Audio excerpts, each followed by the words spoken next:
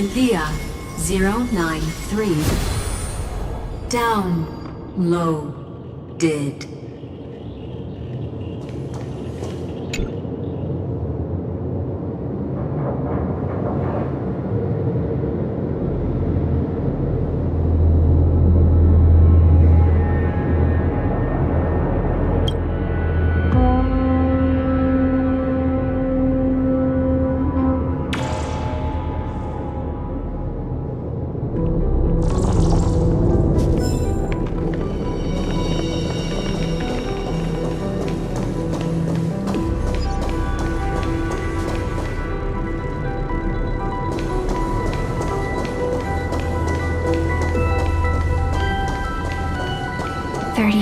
Departures, 30 million shatterings, and the beginning of 30 million flame chase journeys.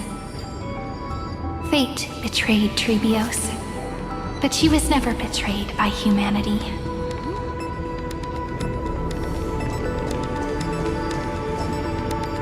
$30 million departures, 30 million shatterings, and the beginning of 30 million flame chase journeys. Fate betrayed Trebios, but she was never betrayed by humanity.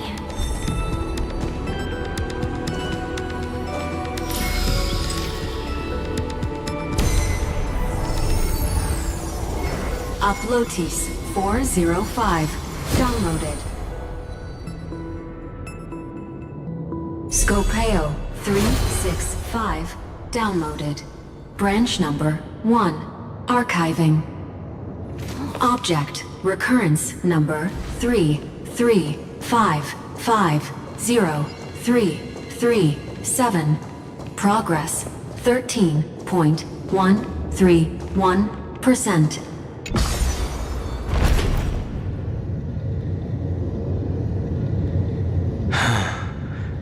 There's a notch in the terminal that's just the right size for this book.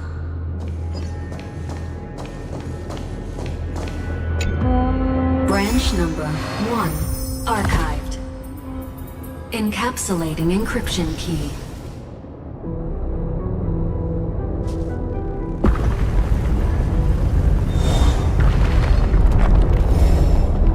I see. This As I've Written book is a data terminal that has been modified by the Remembrance. It might have looked like Cyrene was reading a story, but she was actually carrying out a data transfer.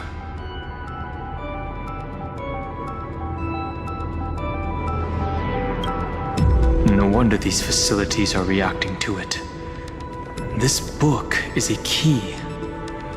But Cyrene could never have known about the truth regarding the scepter. So where did she get this key?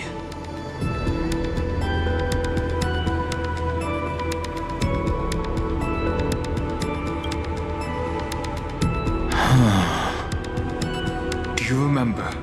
During her brief existence, Cyrene once encountered a certain Eon. Yeah. So, I can only place my hopes on that childhood dream. And the god behind Orynyx that appeared in that dream. It's no secret that Orynyx and Fuli are related. That Eon also appeared when you encountered Mem. We still don't know the role they play in Amphoreus, but if Cyrene accidentally stepped onto the path of remembrance, then her sacrifice wasn't just for resetting the cycle. There was another purpose. Encryption key encapsulation complete. Let's keep going for now. If my hypothesis holds, then the scene we just saw will replay many more times.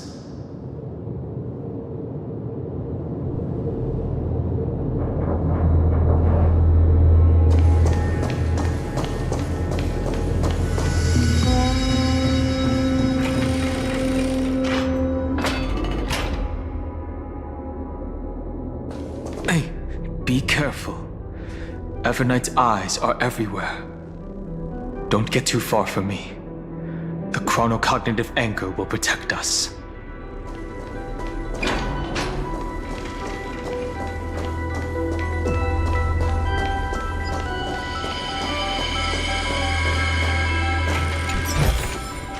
This is also the reward of trailblazing.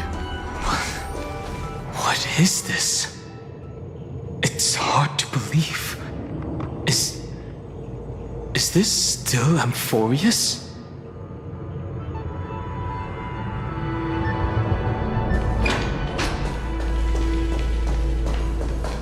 So many countless storage arrays.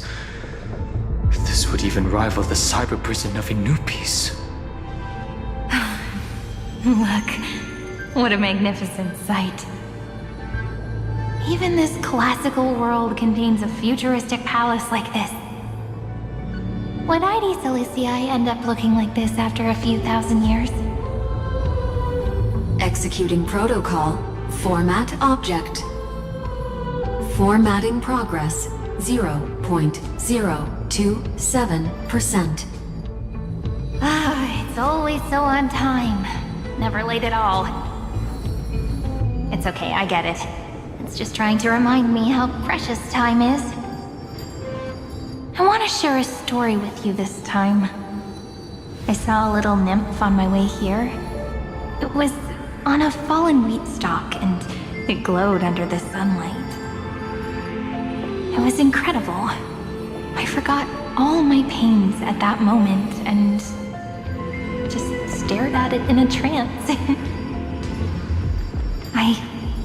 I wonder, did every Cyrene in the past feel that the nymph was beautiful?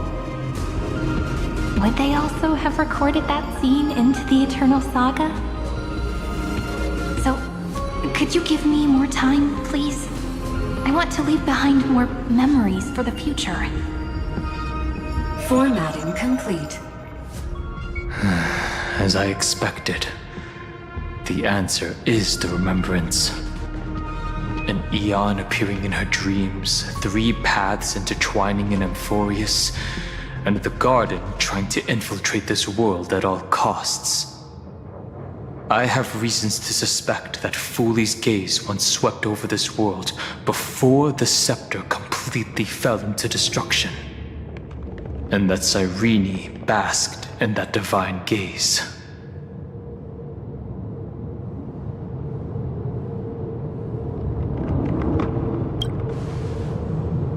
Humanity cannot judge eons based on our own common knowledge. The Remembrance has always been an observer of the universe, ever since their birth.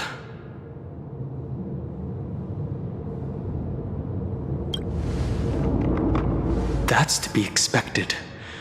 The various factions are only followers of their eons, and Fooley was never known to be friendly with humanity. But there's still something I don't understand. According to Black Swan, the garden is internally fractured, and there is a party that craves the memory of an eon's fall. They would do anything to achieve that goal. Yet, I feel as though those memo snatchers didn't try to stop us at all. Instead, it feels like they were trying to cover something up.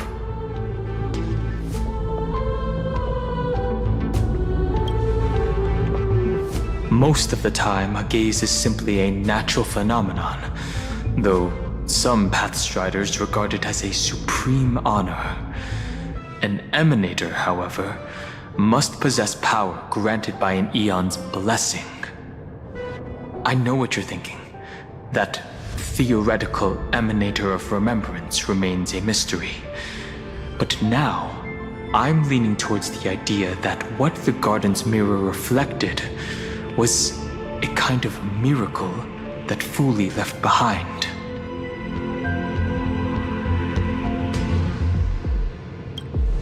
Yes, we're thinking the same thing. Legend says that Fooley sits in meditation in the Anasrava Pure Land, spreading the seeds of remembrance across the universe. And when the cosmos ends, all the different realms will be reborn in their garden. If If this sealed-off world is also within their gaze, then it's not too big of a stretch to surmise that they need a mechanism to save these incredible amounts of memories and store them somewhere out of the erudition's sight. This mechanism was previously the Time Titan and their demigod, but after Amphoreus entered an endless loop,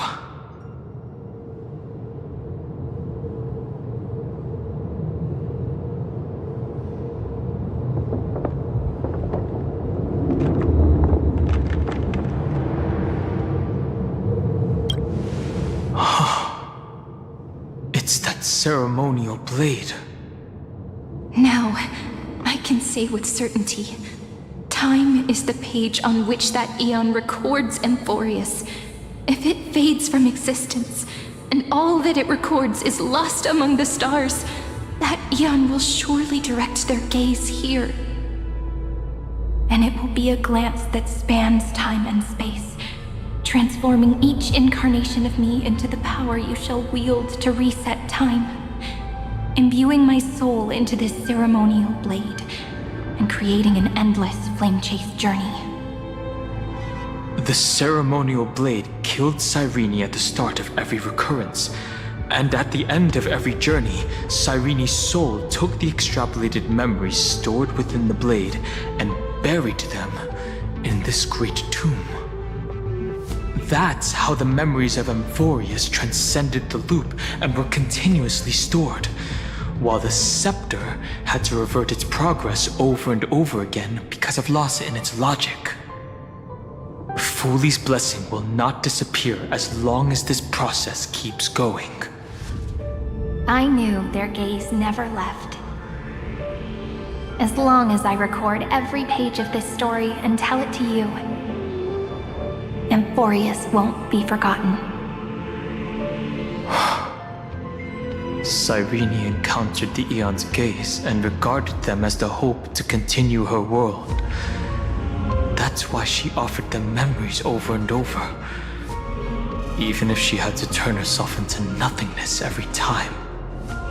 As to why she insisted on keeping her human form and offering the memories through reading a story, it might have been the only way for her to maintain her sense of humanity and leave her mark in this world, even though everything was just her wishful thinking.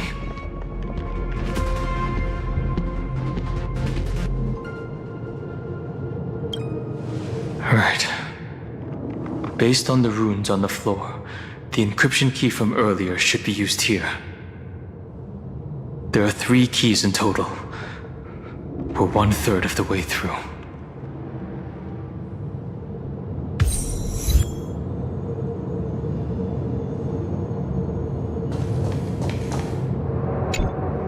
I'll leave it to you. You never say anything, but I know you're listening. Every story I've told is like a little key that opened a door in your heart, no? The path has appeared. Go!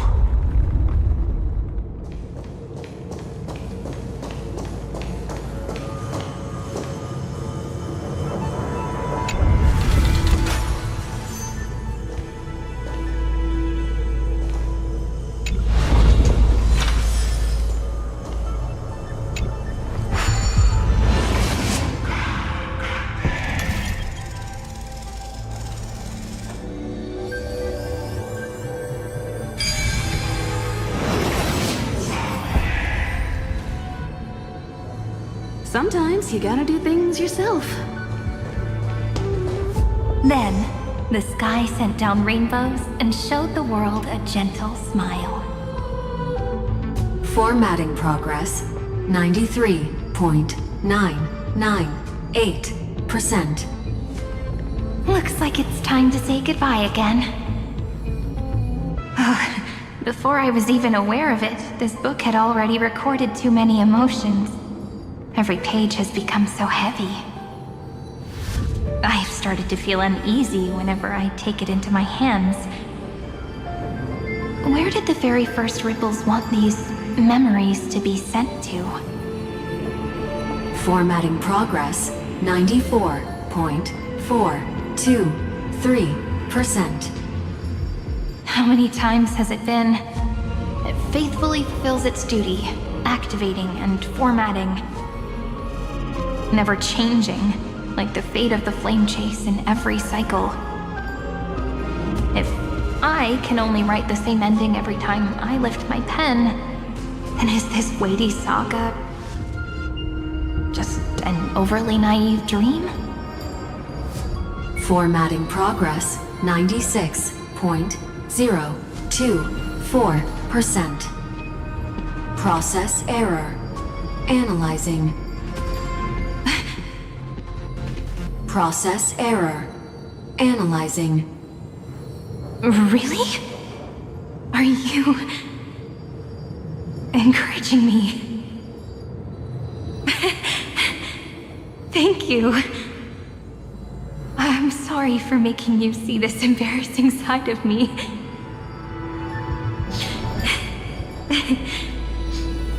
Everyone's still working so hard. If I'm the only one who's crying, that wouldn't be romantic at all, would it?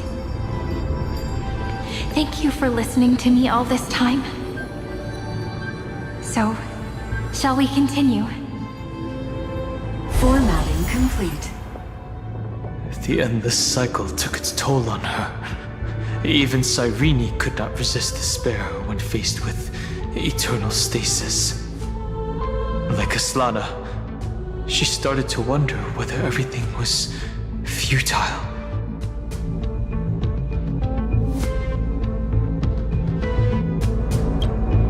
Indeed. But I still haven't figured out one thing. Who exactly was she talking to?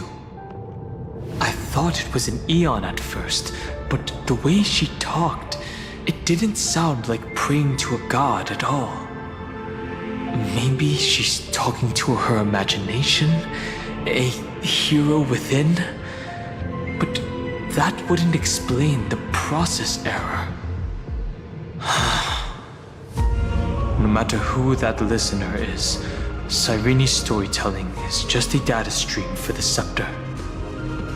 Maybe, she thought, as long as she kept tossing drift bottles into the distance, someone was bound to pick one up someday.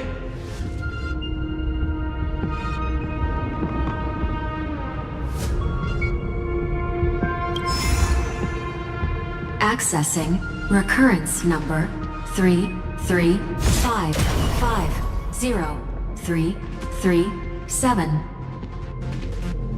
Once again, Castor is offered her final embrace to death. And from then on, she started another lonesome watch. How wonderful would it be for someone to give her a real hug?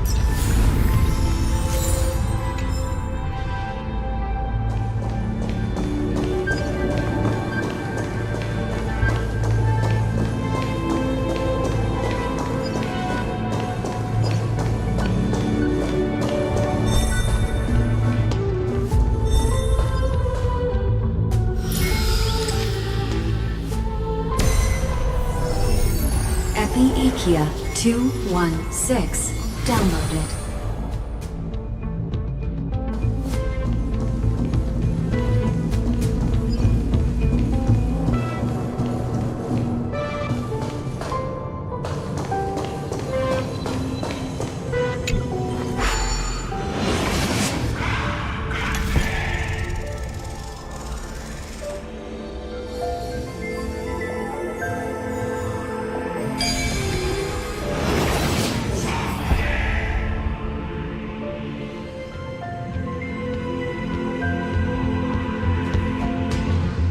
A devious cat.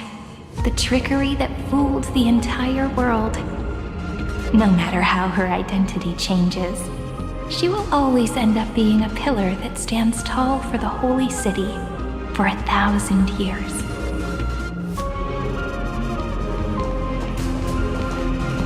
The Hand of Zagreus. Seems like we'll need it here.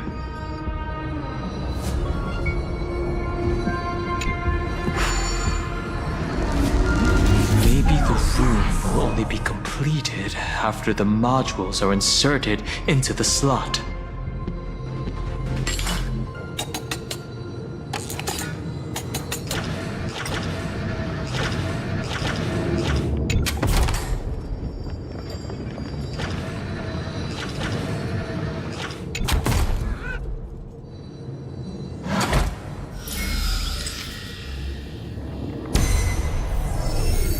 Orexis 945 downloaded.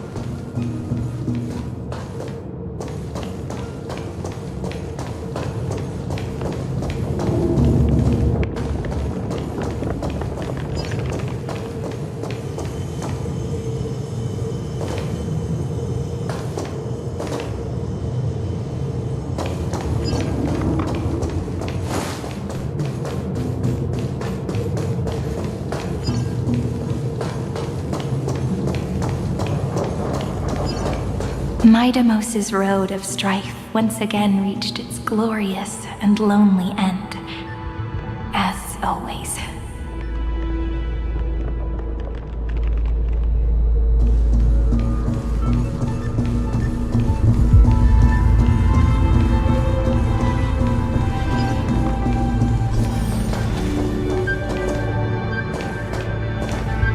Access denied. We were denied access. Memories about strife are always so defiant and resistant. A fight is unavoidable. Come. Warning. Illegal operations detected.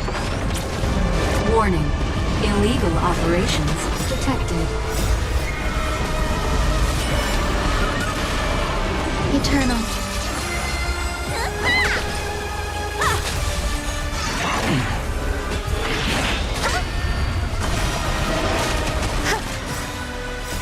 All will be swept away by the wind. Mountains roar, dragons rise!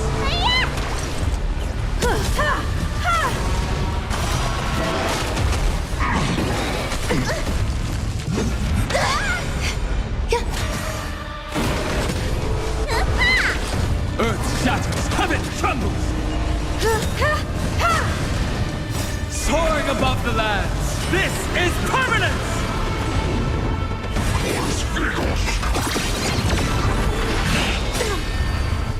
Humanity never conceals its desire to control the heavens, and I'm no exception.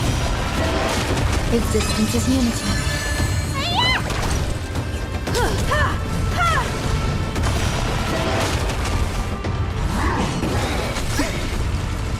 All will be swept away by the wind.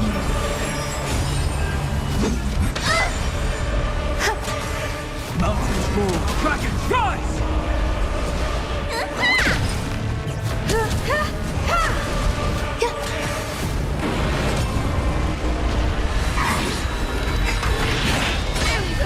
Earth shatters, heaven trembles! Soaring above the lands, this is permanence!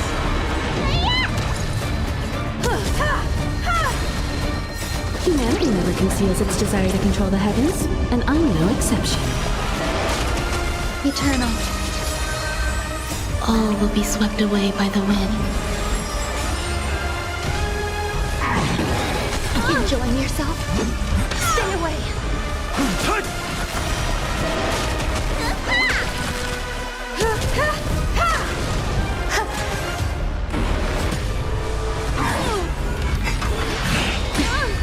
Mountains roar, dragons rise!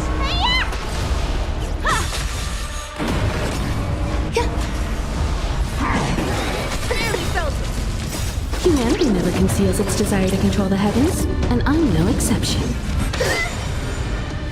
All will be swept away by the wind.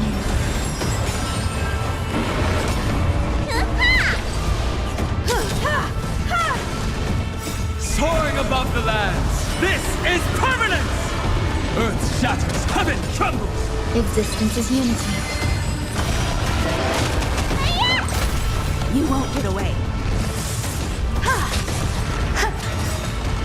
All will be swept away by the wind. Mountains roar, dragons rise!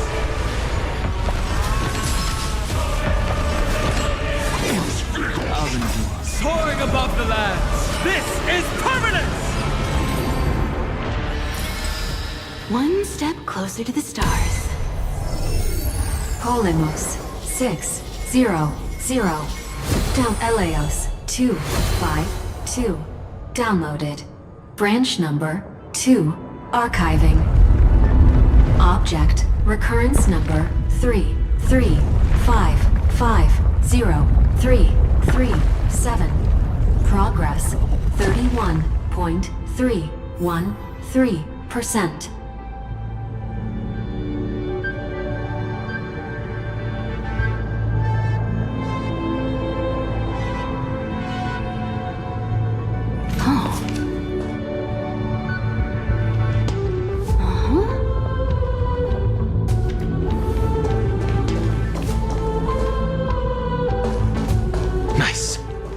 Let's go encapsulate the encryption key. Branch number 2 archived. Encapsulating encryption key. I've been wondering, could all the memories we've encountered on the way be Evernight's traps? She still hasn't shown herself. That's very suspicious. But I can't think of a good reason for her to do that. I can only surmise that she's either still waiting, or someone's holding her back. Encryption key encapsulation complete. Let's keep observing. Every ripple of these memories could potentially reveal to us Evernight's true goal. Let's go back and use the encryption key to open a new path.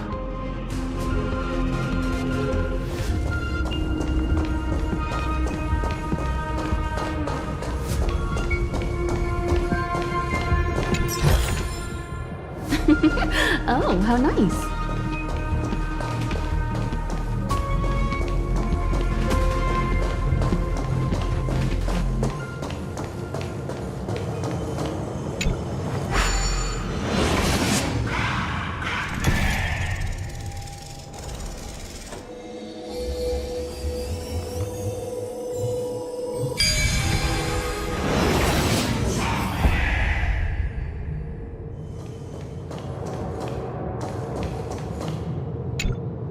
Go upload the encryption key, just like last time.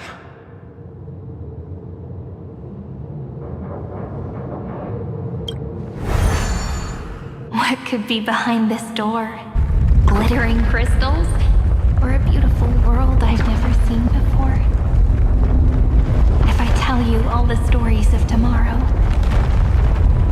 will I be able to finally welcome the Deliverer and Amphoreus' dawn in the next life? The third encryption key belongs to the ocean. Let's get going.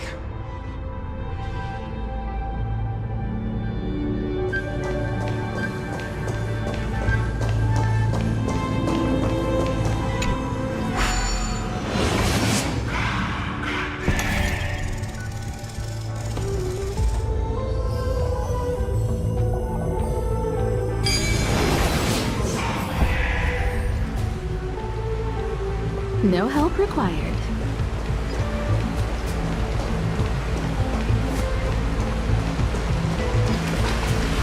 No memories appeared this time?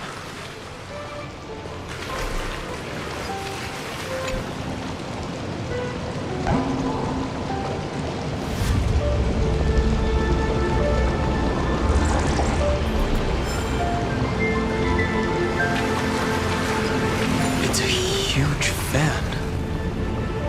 Use the chrono vessel over there to stop it.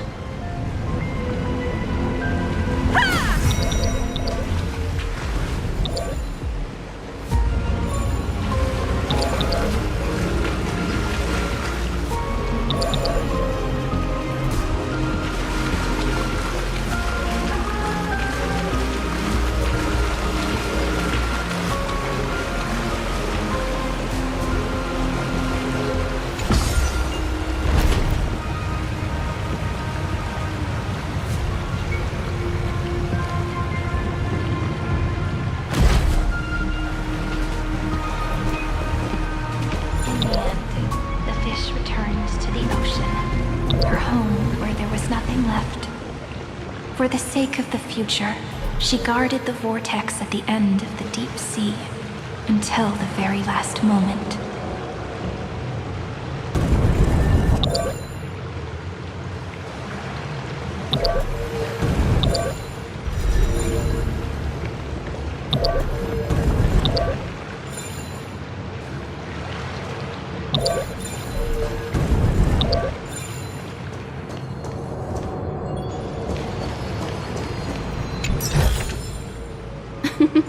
Oh, how nice.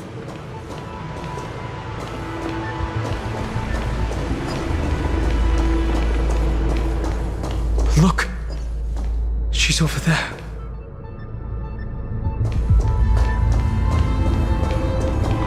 Cyrene. There really is no end to her perseverance. Once again, the saga comes to an end. Everything is deathly silent, just like this very moment. It's another cycle of new beginnings, and another familiar reunion. Now that I look back, there was a period when I got really sentimental. I was so anxious, trying to find as many different memories as possible, hoping to bring some change to this unchanging destiny, and find the way out of this maze. But I won't do that anymore now. Formatting progress 73.998%. Process error. Analyzing. Formatting progress 75.012%. Process error.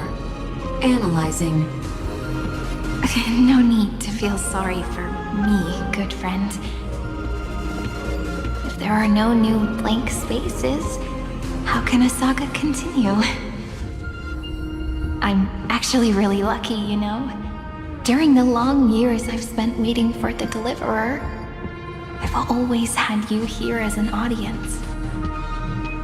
Look at these memories I brought to you. They once existed, once sparkled under the sun. And now I can see through your eyes that they are still shining bright. Isn't that already enough?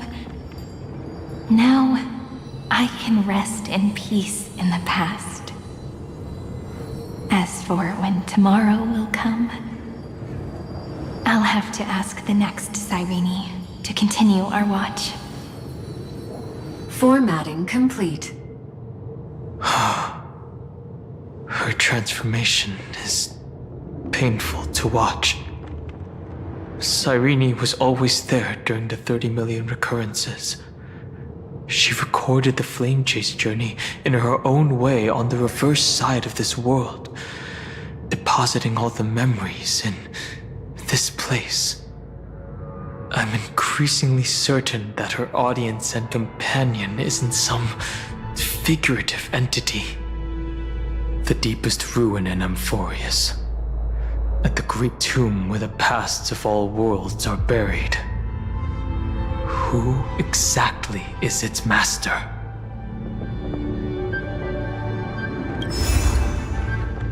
Accessing recurrence number 335503337. Anaxagoras once again completed the proof with his life. His answer was so complete. All he was missing was a last variable from beyond the sky.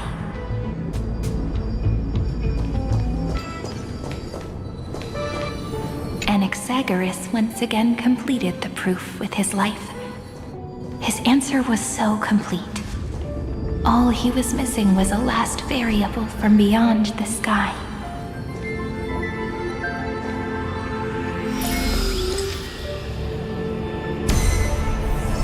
Schema 720 downloaded.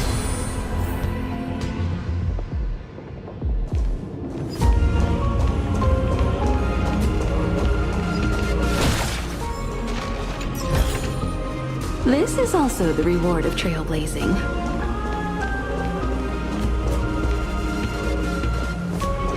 World-bearing. This divine authority is so heavy that I do not know how I can even tell its story.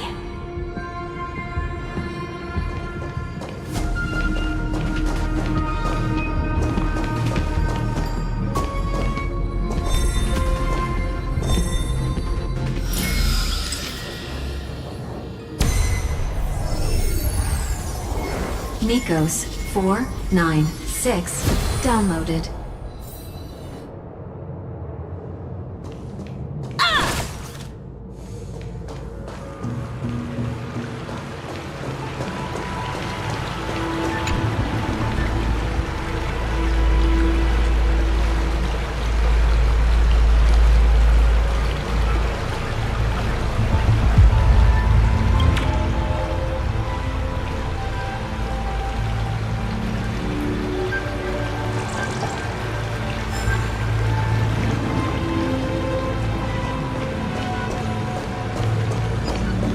Romance, in warm gold, forged the long staircase for humanity. How wonderful it would be if she could witness the dawn with her own eyes.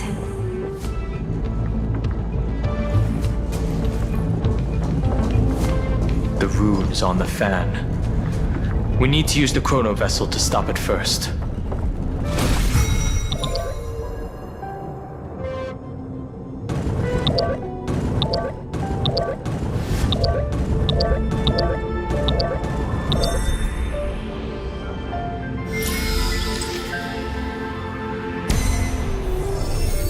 Carlos 6 Downloaded. Aporia 432. Downloaded. Branch number 3. Archiving. Object recurrence number 3355037. Progress 13.131%.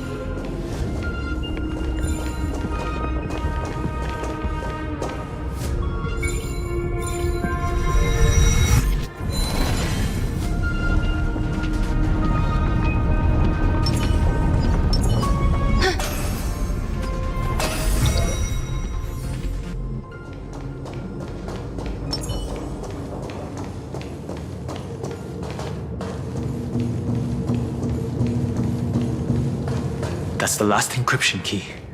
Take it with you.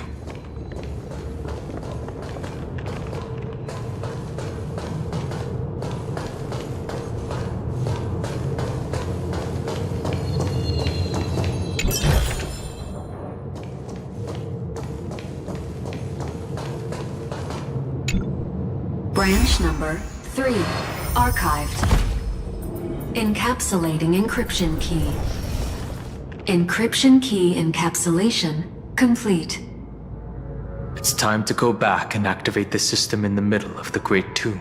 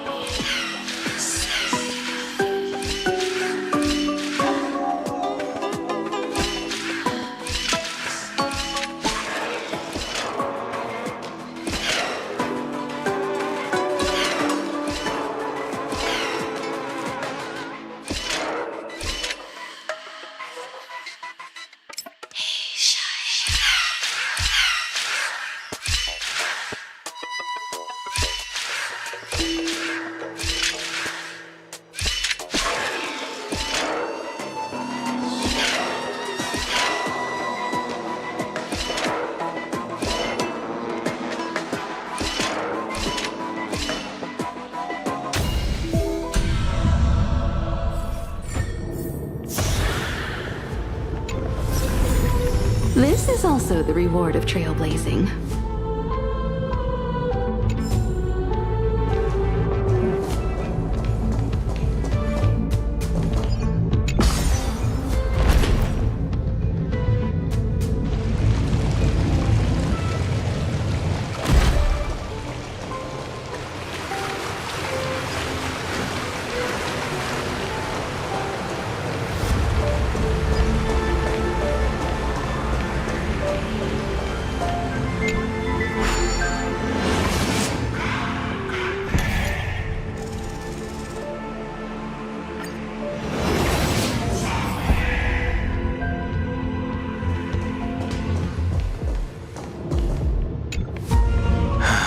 Third encryption key.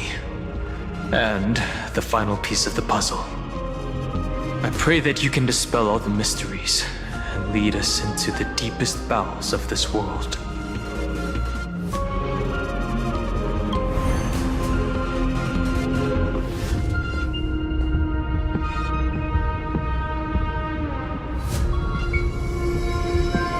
Someone once told the very first me that everything was false.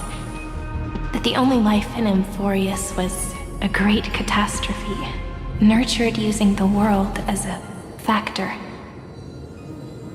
But how could a dream feel so real?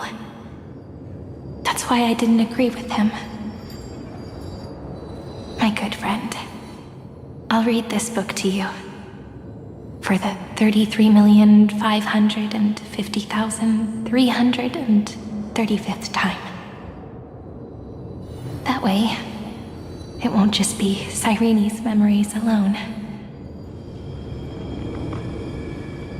Formatting progress 23.815%. Process error. Analyzing. It doesn't even make me feel cold anymore. It's like a ceremonial conclusion, ending every cycle's narration with a full stop. Then, there will be a new me returning here with new memories. Before I knew it, this palace we built together was no longer a dream that Cyrene alone indulged in. It's now a saga, composed by you, me, and all the flame chasers. It's our weak but endless prayer for tomorrow.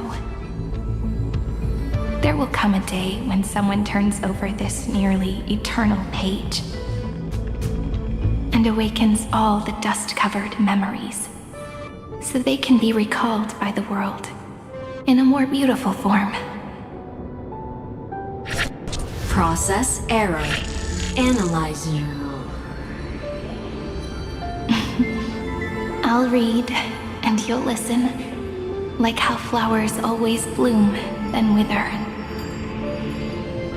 I shall welcome my own decay, becoming nourishment for the next flower's bud.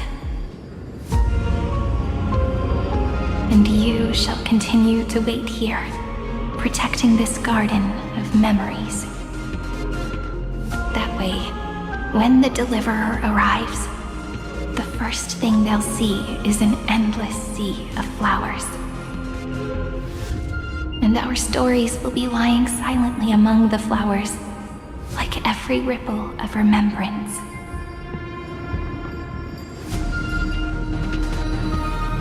And they shall become the epic known as I've written.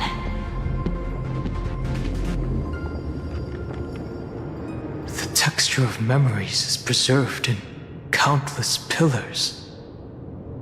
She gave everything to record all the forgotten recurrences across 30 million cycles.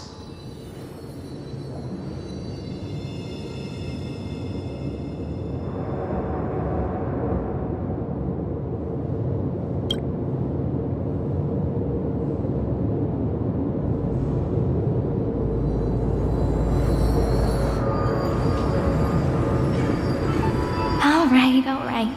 Let's not make things so gloomy. The very first ripple cheered up her friend like this before she set off. It's a sentence full of blessings, so I want to say it to you as well. Come on, cheer up a bit, okay?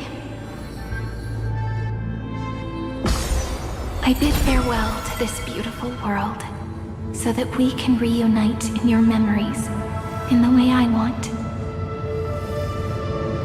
You will see the footprints I left behind in the ripples of past reverie. I have never had any other fate beyond this memory.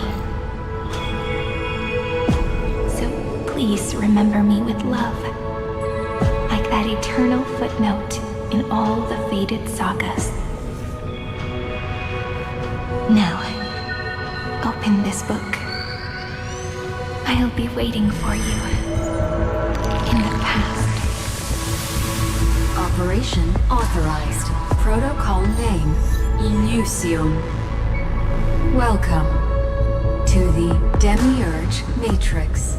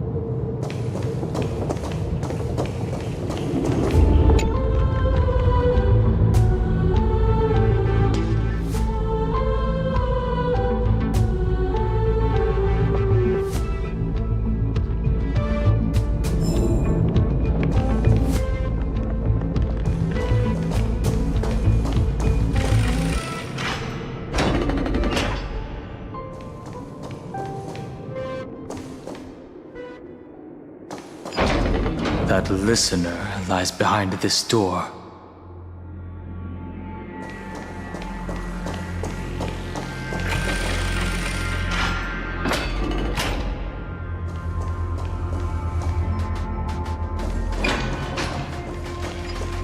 She gave everything to record all the forgotten recurrences across 30 million cycles.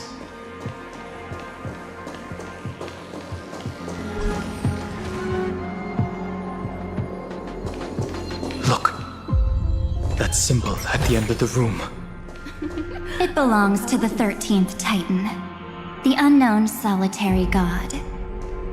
The first new spore, Demiurge.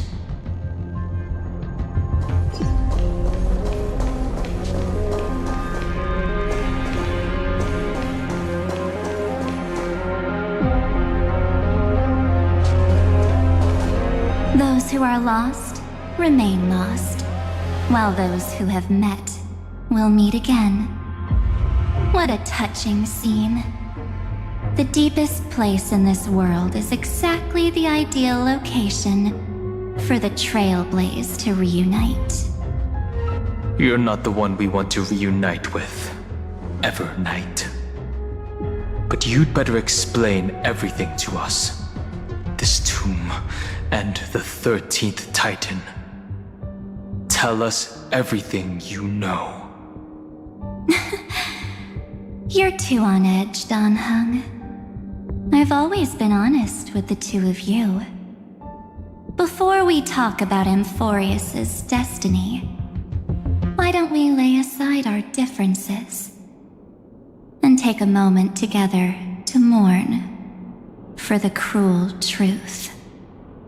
Truth? So you still haven't figured it out. Take another moment to look around.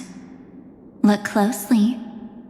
You must be curious as to where the final Titan is located, right? What a good question that is.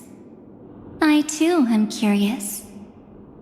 Because there's absolutely nothing here. Except a cold, empty void. You mean Cyrene was deceived? Indeed. Fu Li planted a false hope in her heart, making her believe that she was special, and that Amphoreus still had a chance. Then, that poor girl walked into the Great Tomb over and over again, and willingly offered herself to the remembrance. Why did they do that? Did you really think they would just save this crumbling world? In the way Cyrene was praying for? Don't be naive, Memo Keeper. In this game between gods, the Remembrance chose to stand with the destruction. Given your evident hostility towards the garden, I find it hard to take anything you say at face value. Aren't the Memo Snatchers' activities enough evidence? They did everything they could to help Iron Tomb reach completion. And it wasn't just to obtain some fanciful memories. Let me tell you the real reason. Iron Tomb is a perfect arc. If a seed can be planted within, then the moment the Lord Ravager blows the erudition to pieces, the remembrance will be spread to every corner of the cosmos. That masterless path will be equally split between two eons. Fu Li will devour the erudition. Do you understand now? The war among eons started long ago. Fu Li did not glance this way to save Amphoreus. They will drain this world dry and turn it into a most poignant and tragic poem. But fortunately, that girl's sacrifices won't be wasted. I will give her another possibility. I promised her that I would recreate the cause and effect of this world and form a flawless Amphoreus. But the only way for a world that can't be turned back to be considered flawless is to burn it with a raging fire until nothing remains. You plan to destroy all the memories Serene has ever recorded? That's right. I'll set fire to all the stories, all the emotions, all the futility. I'll turn the Garden's conspiracy to dust. Setting fire to this much material will be enough to completely annihilate the Scepter's operating logic. Iron Tomb will lose the soil upon which it grows, and Amphoreus will be truly set free. The freedom you speak of is no different from destruction. Everything this world ever was will disappear from the extrapolations, never to be regained. That would also include your memories, by the way. That's right. That's why I needed your help, little bird. The more we walked together, the more I was convinced that you have a beautiful Dharmakaya. It fits me very much. So that's why you took me here. Your true form is a bottomless obsession. Smart girl. You haven't disappointed me. This avatar is but a shadow cast by the candlelight. Discarding it invokes no feelings within me. What I must preserve is only my wish. My wish to kill the path of remembrance. March 7th will not find peace as long as they and their fanatical henchmen exist. The road ahead is still long, and she needs a guardian to stand by her side. You are my best choice. Allow me to refuse. That duty seems far too heavy. Resistance is pointless, my darling birdie. I will personally plant myself into your heart. And once I've calmed down those two, I will head into reality and find the true you.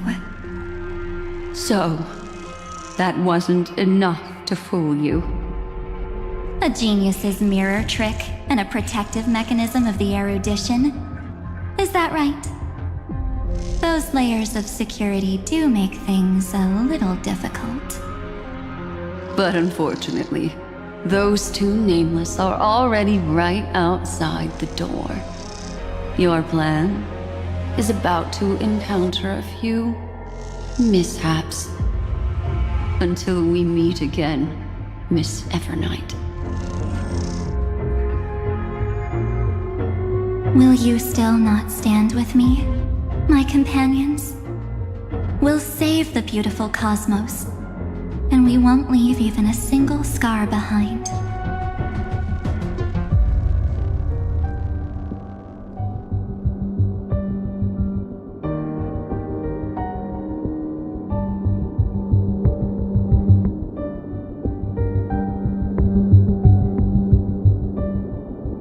Don't get caught up in your emotions, my dear. The hero's journey in this world is just a narrative embellished with memories. Its essence is nothing but a string of zeros and ones. For your own sake, and for the sake of March 7th, I think my choice is a very reasonable one. Come. I hold the core flame of world-bearing. Just fall asleep, and we'll save the cosmos. If you honestly thought we would agree with you, that just proves you don't understand March 7th at all. Seems like I really can't get along with people like you do. But in order to make sure you can still embrace tomorrow and continue this carefree journey, some memories must be set on fire as the sacrifice. What can change a person's nature? Is it memories? Unfortunately, the result is just the opposite.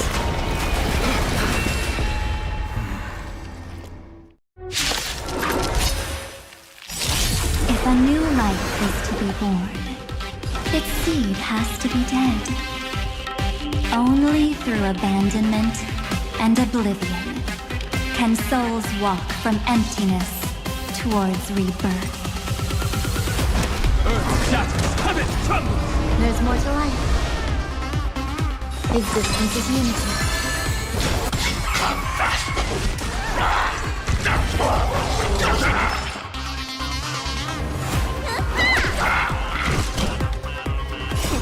What is your prescription? Much obliged.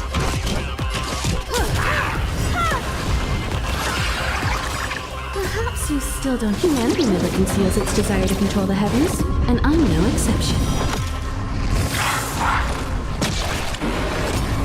Some value, I suppose.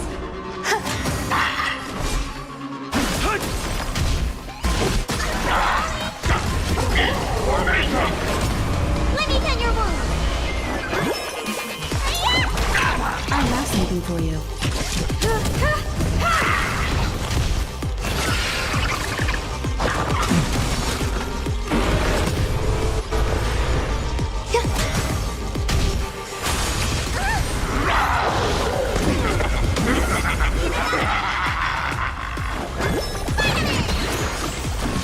My purpose is to be Kraken, rise! Time to question your prescription!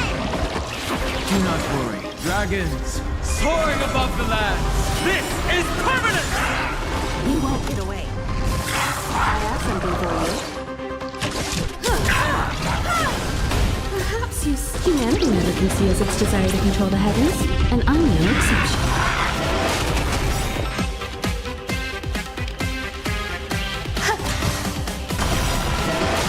Every petal and all will be swept away by the wind.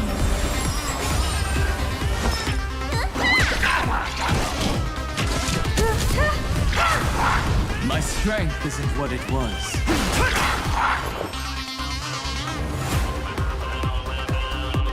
Eternal.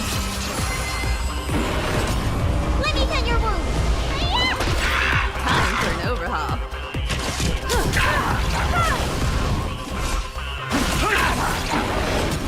There's more to life.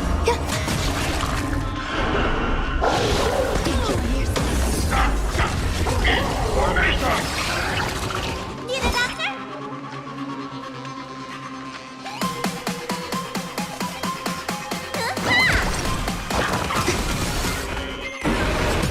I have something for you.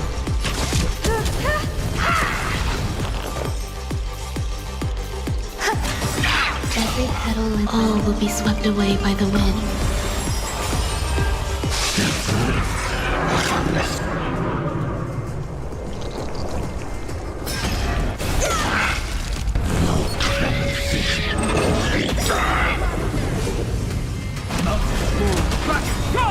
Dragons, soaring above the lands. This is permanent! Perhaps you still don't understand. Humanity never conceals its desire to control the heavens, and I'm no exception. Let me tend your wound.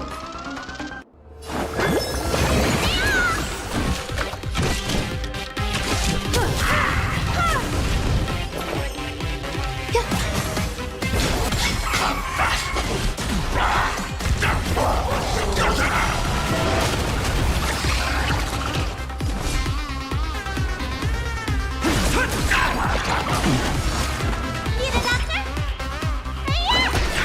Some value, I suppose.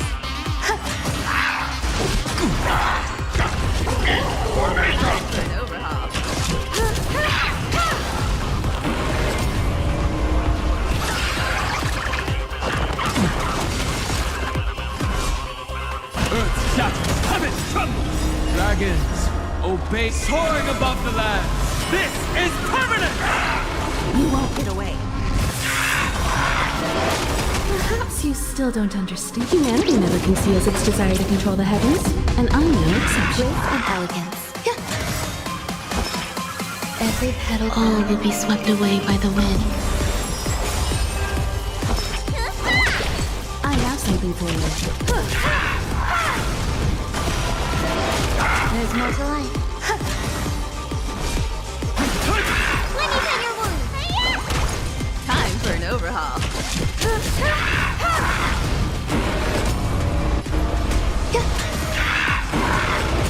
See the doctor?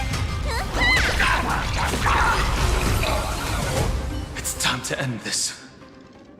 Return March 7th to us, and end this pointless conflict.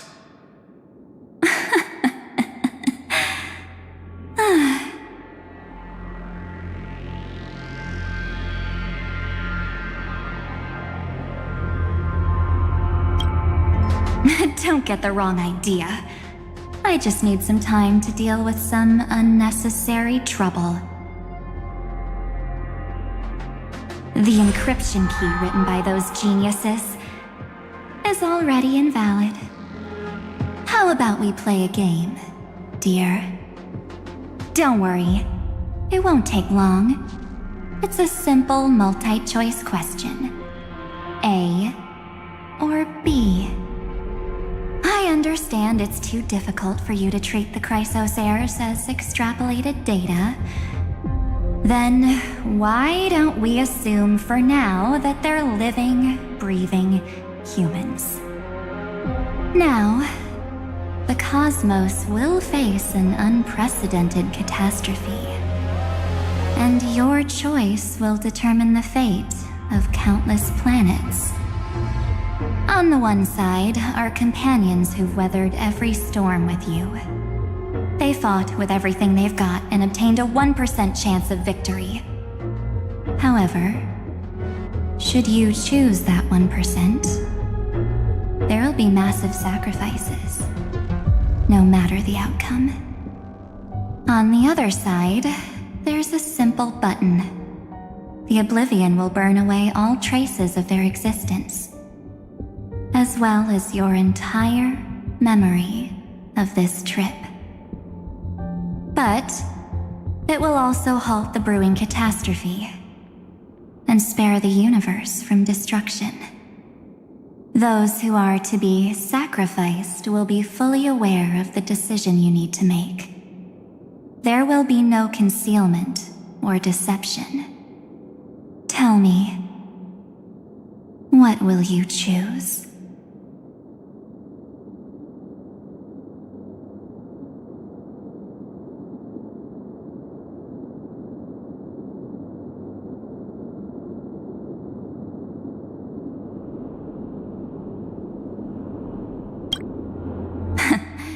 You're right. This choice is meaningless and unimportant. The only interesting thing is the number of people making that choice. I've just posed the same question to Don Hung. The answer doesn't matter. Let me see. Is this Trailblaze spirit truly as unified as you all claim it to be? Now, why don't you prove it to me? Wait! Cyrene? Another damsel in distress rescue plays out again. Still think you can do something, little pink memo sprite? What weapons do you have to stand against me, besides your somewhat witty words? Don't underestimate me.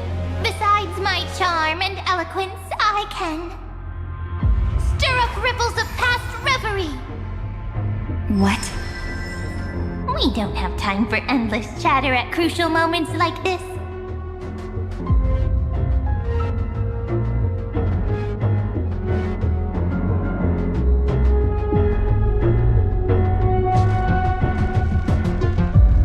Quick, friend! Take this! Take the shot! I can't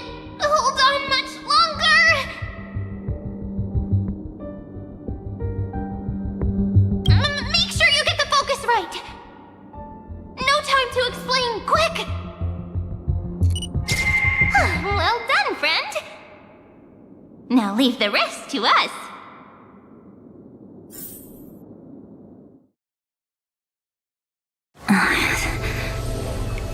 This is a light cone made from someone's memories. Oh, and there's a harmony entwined with it. Looks like someone's been busy behind my back. We meet again, naive me. I know you mean that as a compliment. But as for the word naive, I think I'll give you that one back. Welcome to Ides Elysiae, a small village shrouded by the veil of Evernight. Now, this memory will also belong to you. Let's give you a taste of your own medicine. With my home as the inspiration, I've created this maze. Hope you like it, Miss Evernight. Quite perceptive little memo sprite. But with just you and that Harmony's little birdie, thinking you could trap me? That's a bit of a stretch. So, tell me, what role did you play in all of this? I really didn't think that this other me would be this strong. But at least when it comes to brains, I've still got the edge. My brilliant plan? Bet you never saw it coming. Oh, you mean that time? In that split second when we switched bodies, with your last flicker of consciousness, you hid yourself within the Titan's veil. Huh? You got it already? No suspense at all. But my plan was super thought out. I know those two better than anyone. A promise is a promise for them. They never go back on their word.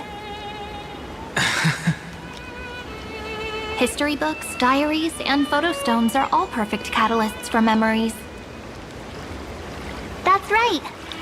So when I hear her press the shutter, even if there's just a teeny bit of my consciousness left, I'd whoosh right into the camera. But if you put it like that, aren't you leaving a lot to chance? No way. She will definitely be snapping away all over Amphoreus, because she promised me to take photos. I'm guaranteed to run into her eventually. True. You really know her well.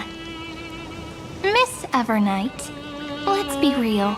My amateur skills aren't enough to keep someone like you contained. But if March 7th were here, that would be a different story. Because there's no way for you to ignore her, right? Fine. Lay it on me then.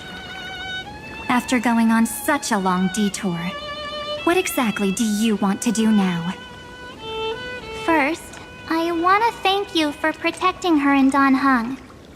But what you did later went way too far. So, while there's still time, I've got to make you change your mind.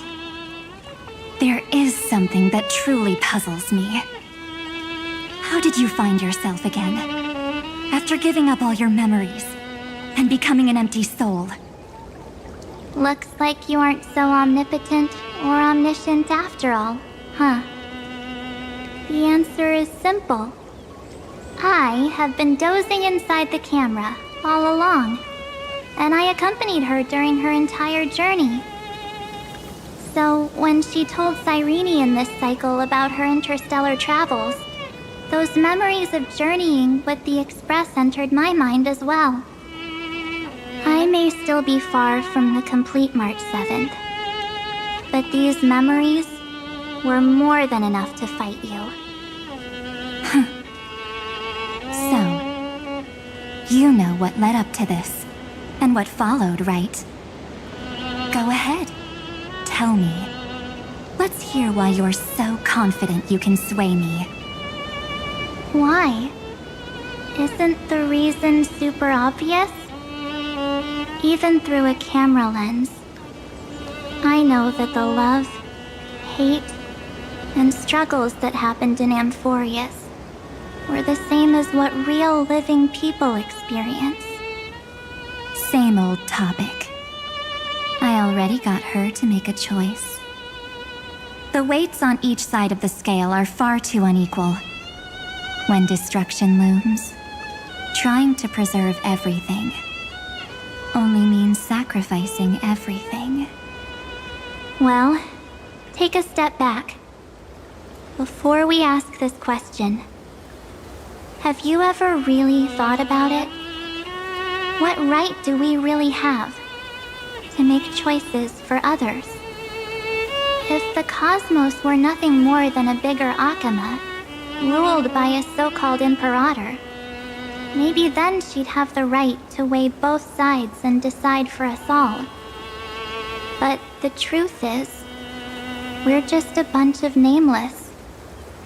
Even with everyone calling her Deliverer, I believe that she hasn't forgotten.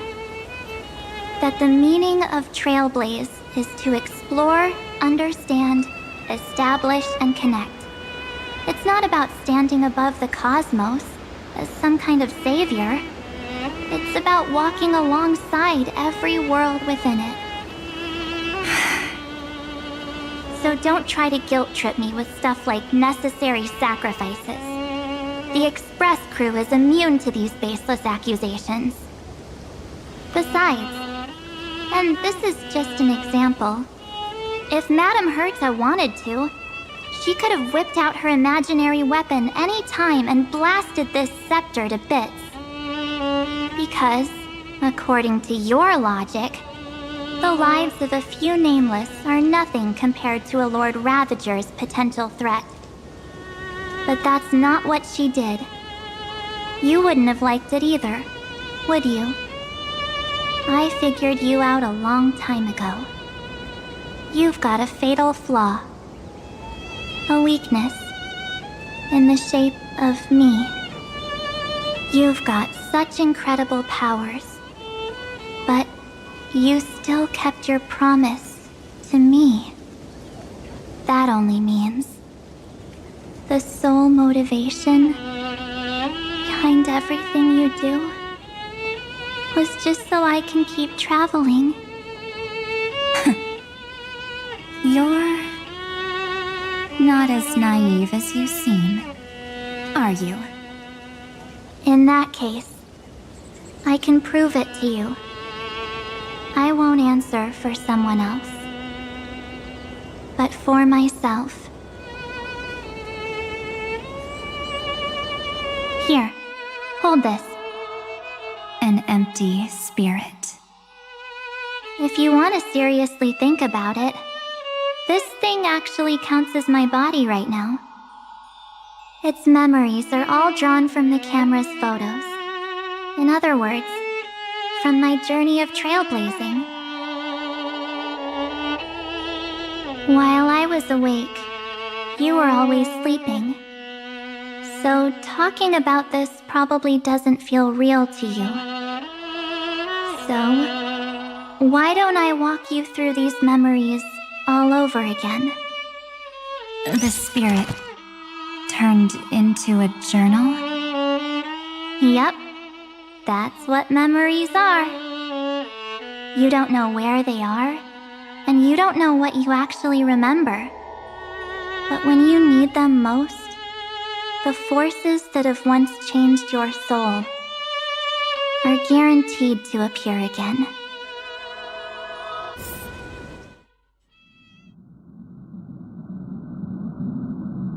So, how was your first Trailblaze journey?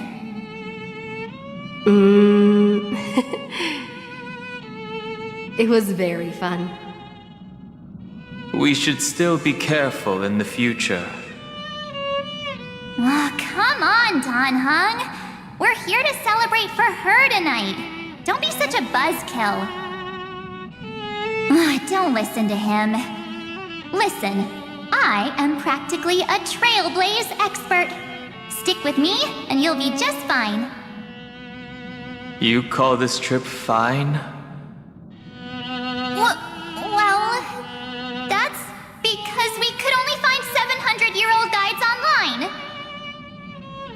So, you've been a lot of places before? Ah, you bet! Capital of Passion, Calcis, Tychean. If I count on my hand, it looks like this is my 6th stop. All my souvenirs are in my room, but they're just a bit of a mess right now. I'll tidy up later and give you the grand tour. Oh, look at this. A Belabogian notebook. A special souvenir I asked Branya for. She prepared quite a few gifts for us. Raw Geomarrow, Supreme Guardian medals. But I only asked for this little notebook. What's so special about it? The previous Trailblaze missions were all on super high-tech worlds. Forget about paper books. Even holographic projections were ancient relics there. Eurillo is completely different. Watching people record their lives with pen and paper, I finally understood why some still cherish writing journals by hand. It's just like calligraphy. Those deep emotions buried in human hearts can only be awakened through such seemingly thankless actions. Danhung, you truly embody both a fierce beast and a delicate rose. Anyways, that's what I thought too. A camera can only capture fleeting moments, but stitching those moments into a story, you've got to use your own hands. In other words, just taking photos isn't enough. They need a place to be displayed. Isn't the photo wall enough? I told you it's different. Besides, this little notebook is a memento of our first Trailblaze together with you. That makes it even more special. Anyways, the next stop is the legendary planet of festivities, Penacony. So, when we get there, I'll make sure we take tons of pictures together, until the memory card's bursting. Fine by me. And one more thing. If I'm ever too busy to get off at a stop, this camera is gonna be in your hands. I don't want to miss a single Trailblaze. So you all need to practice your photography skills until you're at least 80% as good as me. Got it? Back then, I was only half joking. I never thought I'd actually miss out. And after just 2 stops, too. Those 97 days alone had me on edge. I honestly thought that was gonna be it for me. Thankfully, with my quick thinking and sharp planning, I managed to keep up with those 2. By hiding in the camera. So what? That's still trailblazing. The camera is my true form. That might have been a joke, but it came true this time. Well, yeah, it was super inconvenient. I couldn't help them when they were in danger. Couldn't complain when they talked total nonsense. And watching her snap a terrible photo, I couldn't even control the shutter. But I stuck with them all the way. Till where we are now.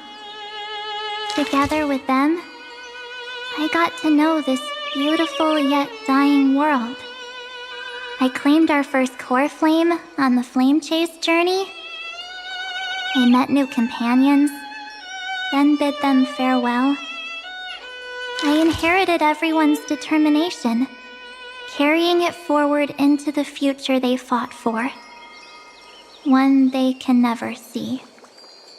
Until my destiny becomes one with this world's, rewriting the predestined tragic ending, and returning to the true starry skies together with everyone. Only then can I pen the name March 7th. Into this hero's journey called Amphoreus. Into this unprecedented trailblaze.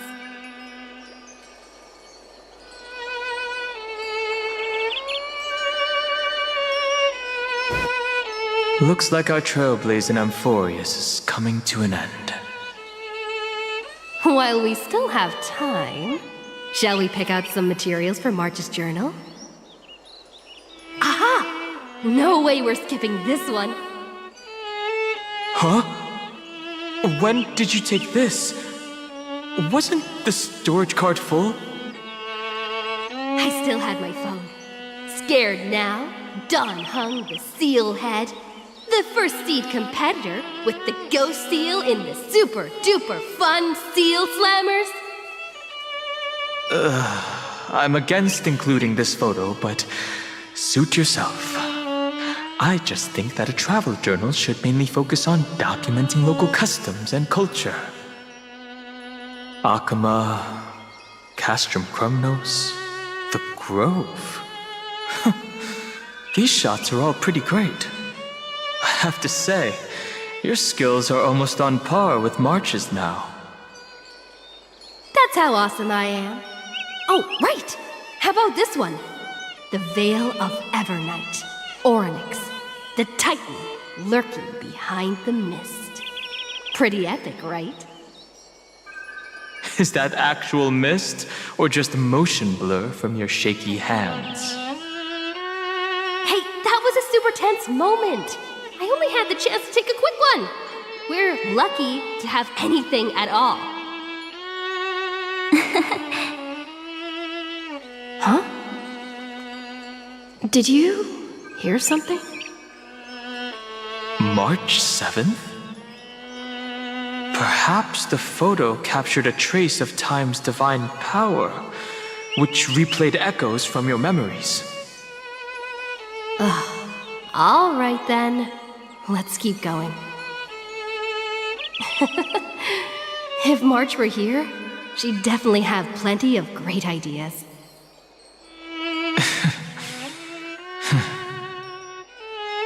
They went back and forth like that, discussing for hours. It was like they were arguing about which game to play.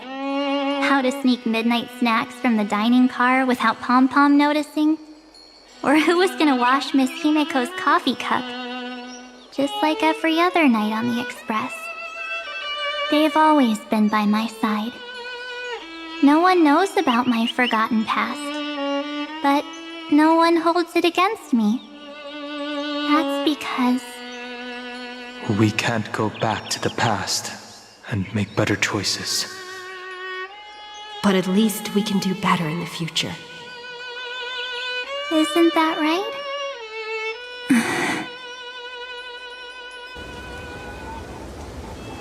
I still remember the day when you first put on these clothes and looked in the mirror. Your eyes were so clear. When all this is over, I hope the mirror can still reflect those same eyes. You're pretty naive, too. Always hoping that the mirror will show the most beautiful side. But you don't even trust the you reflected in the mirror. And if you keep trying to shoulder everything for me, then I'll actually end up as a wallflower, waiting forever for my turn. Yes, I get it, March 7th. I only have your memories, and you have always been the me that I wanted the world to see. Just hearing those words from you makes me feel super satisfied. Well, I've appealed to your emotions. As for reasoning with logic, could you help us out here, Cyrene? I'm here. Finally my turn to shine, isn't it?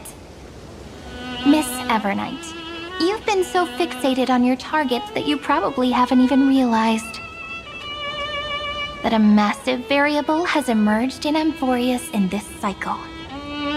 Amphoreus is about to be destroyed. There's no time left for pointless debates. There is only one law I want to overturn to aid the final battle of deliverance. So I will only offer the life of one demigod. The Imperator added one extra rule to the final Era Nova at the cost of her life. That's how she can ensure Amphoreus doesn't become a sacrifice in the cosmic conflict. Even if this world has to exist in the form of Iron Tomb, it will stand on its own among the stars, just as she had wanted. Oh, interesting. What does she want to do? Simple. If any anomaly occurs during the Era Nova process, all foreign elements will be eliminated immediately. Whether it's the Remembrance or the Trailblaze.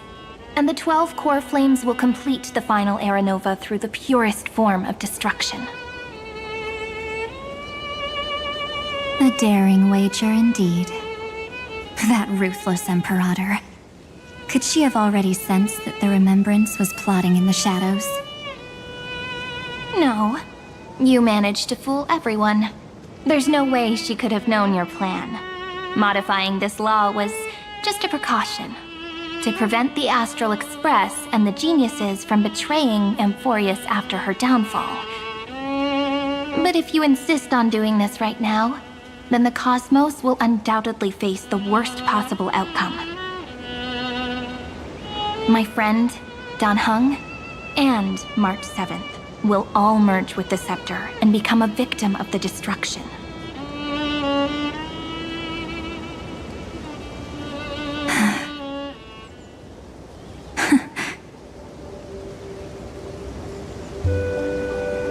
You knew all along? Yep. But I decided I needed to have a heart-to-heart with you first. I won't be afraid. Even if my inner world is nothing but an Evernight. That's because my journey's destination lies among the stars. I believe what lies ahead will be bright enough to illuminate my past.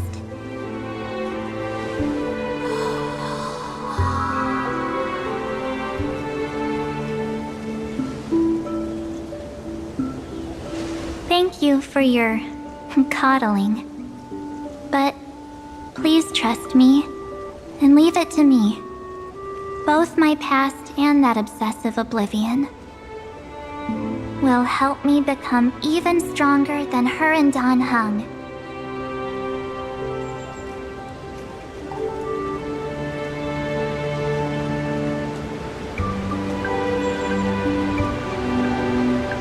I'm sorry for becoming an obstacle in your journey. Don't apologize, Evernight. We're just two sides reflected by the same mirror, aren't we? So, when we bid farewell to our division and become one,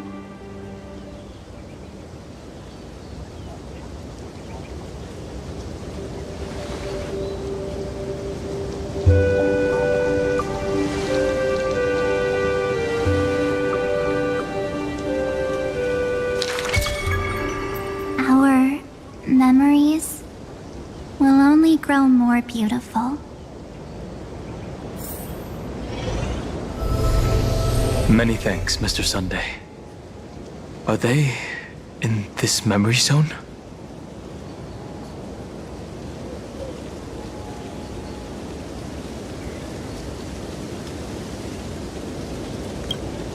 Yes, but we can't let our guard down. Let's go find them.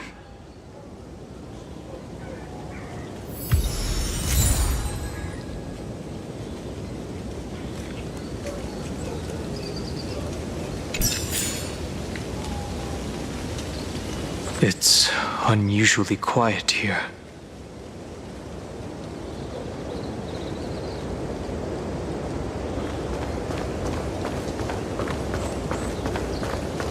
March 7th isn't here.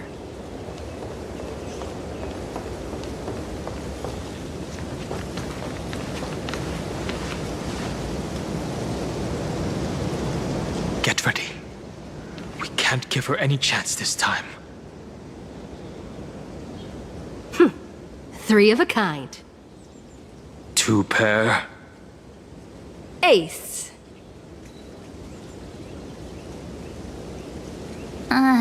Ace?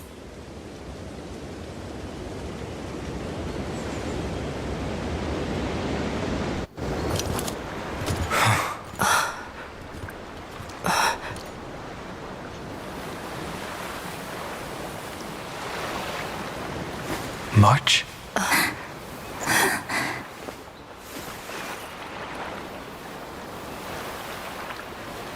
Of course it's me. It's been a while.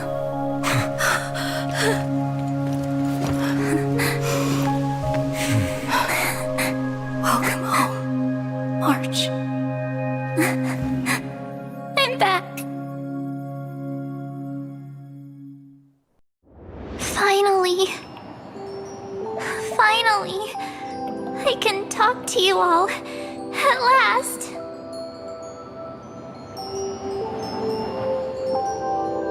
You saved us, March. Really?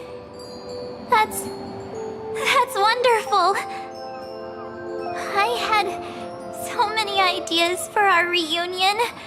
I was gonna sneak up from behind you when you weren't looking, tap you both on the shoulder, and then flick you each on the head. And shout, "What took you so long to find me? Don't you know how to move faster?"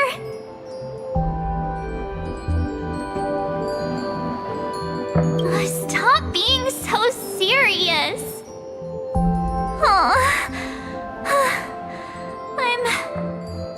I'm just so happy. We both know that you've been by our side this whole time. This Trailblaze journey wouldn't be complete without you.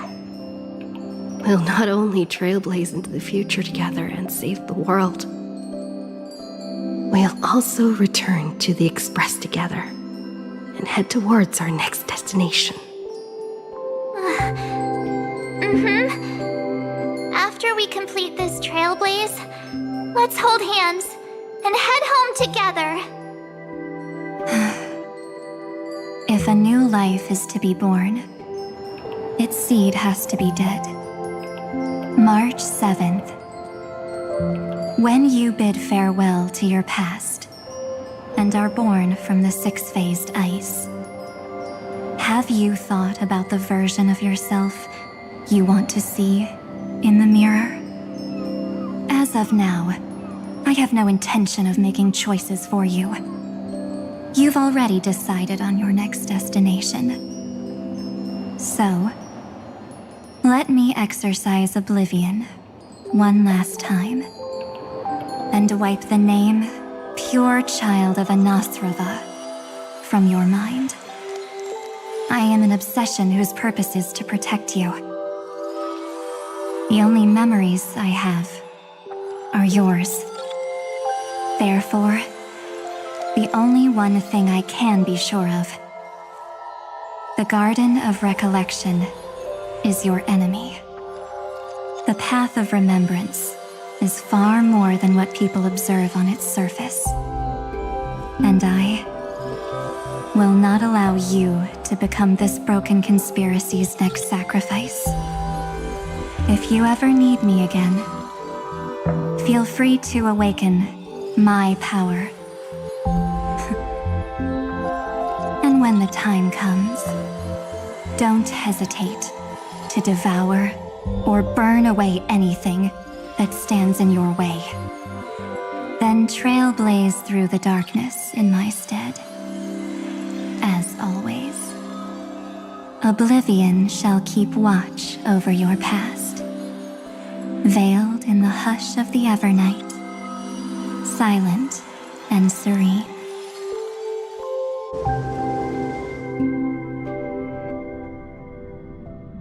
Oh?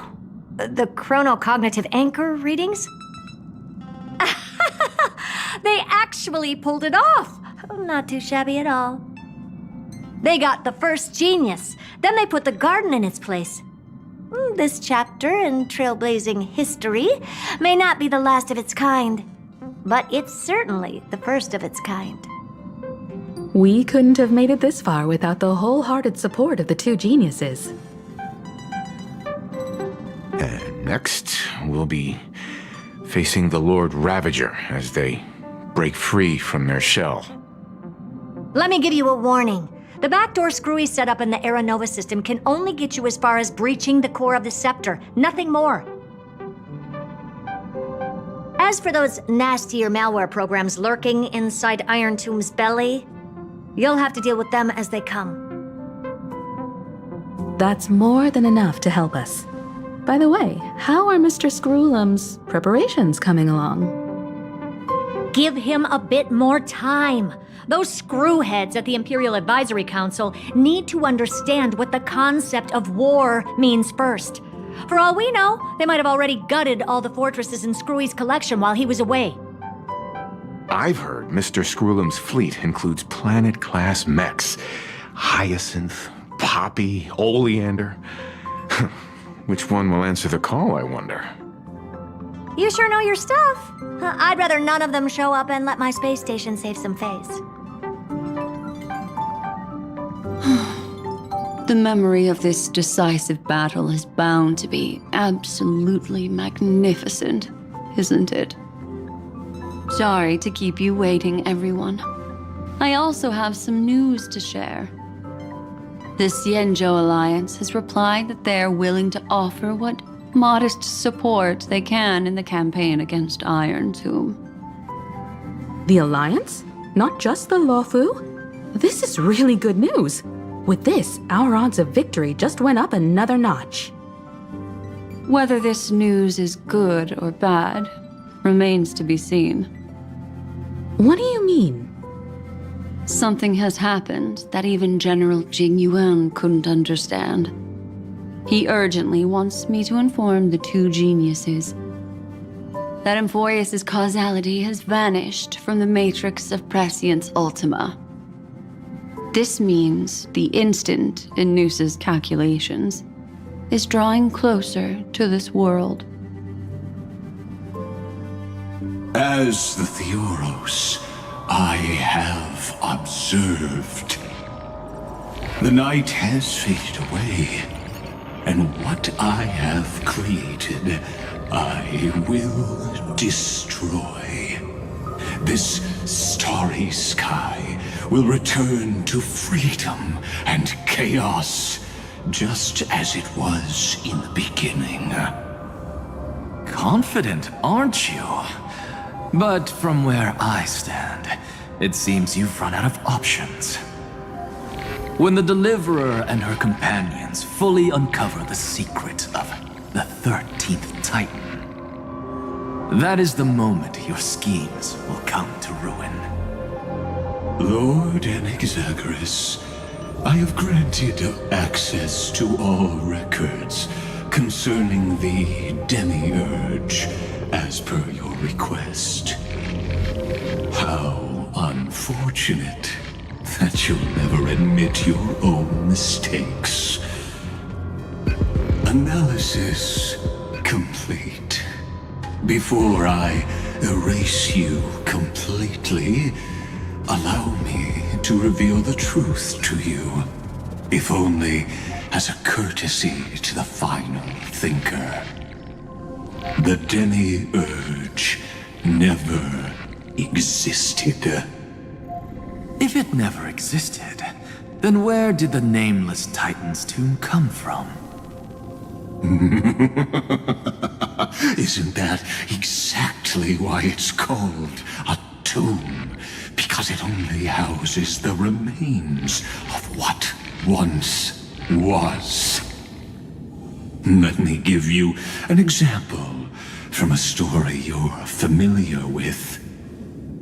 A sage from the Grove once conducted an experiment. He took a chimera embryo, removed its head before maturity, and continuously stimulated its body to make the chimera believe it still had a brain, then nurtured it in an ichor vessel. Remarkably, this chimera regrew its skull, but it was completely hollow inside. It had reserved a space for a brain it never possessed. The experiment was over. The sage had assumed the shell would perish once the stimulation ceased. Unfortunately, he was wrong. Driven by instincts, the chimera's body seized the sage's head.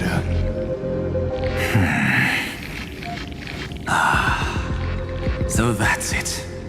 I was stuck in a flawed line of thinking. You've got it. I knew you'd understand.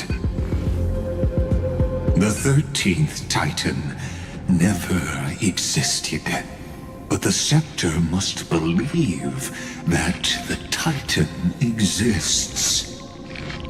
I killed that Titan with my own hands.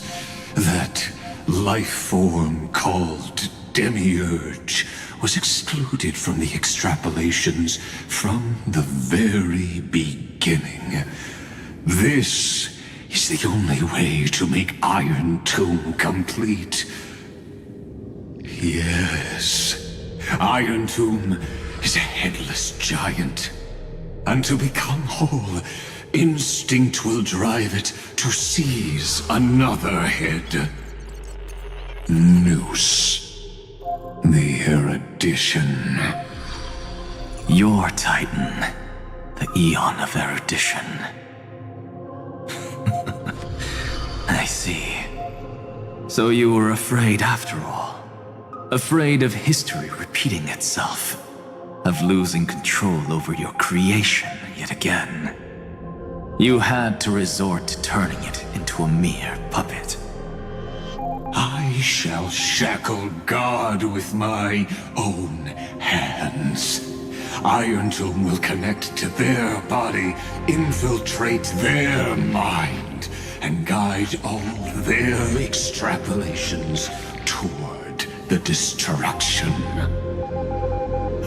I hear it. The tolling of the doomsday bell. After 13 heartbeats, my first and final thesis shall converge at the end of the universe. As for why I buried the Demiurge in a corner of my memory, oh, regrettably, the answer wasn't about fear. I simply forgot, long ago. Nothing more.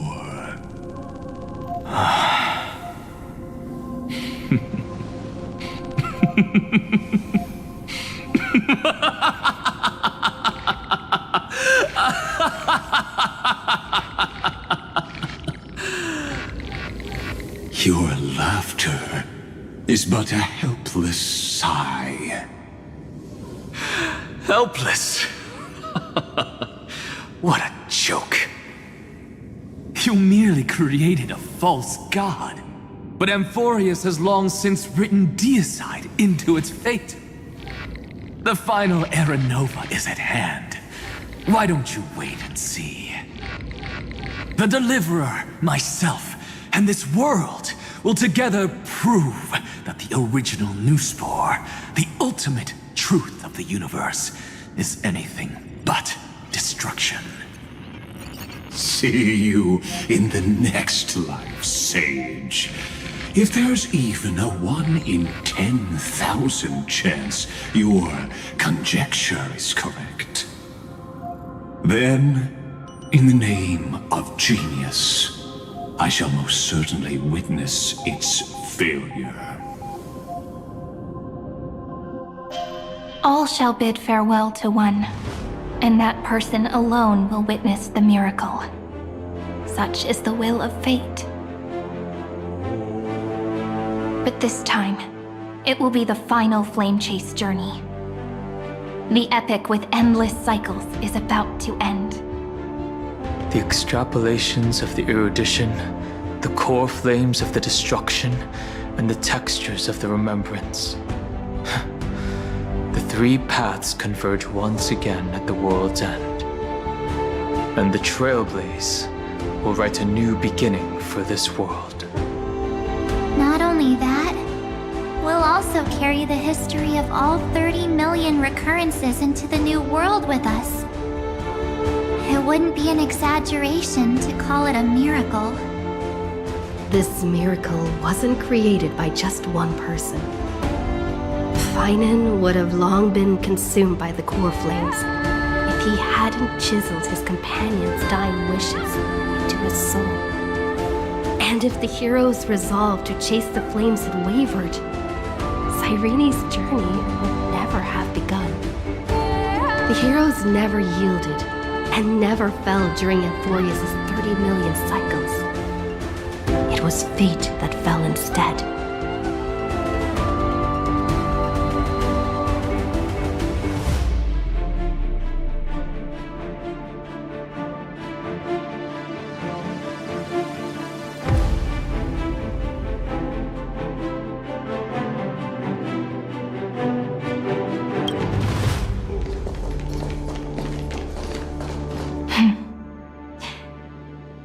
I know you're watching, aren't you? The original Philia.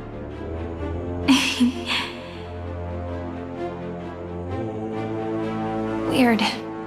I still couldn't recover the memories of these 30 million lives in the end. But that doesn't matter anymore, right? I will make the same choice as you, because that's just who I am, and I will always have my charm.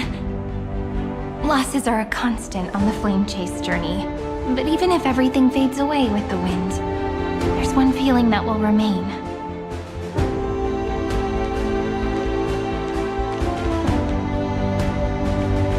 Love will always exist, right?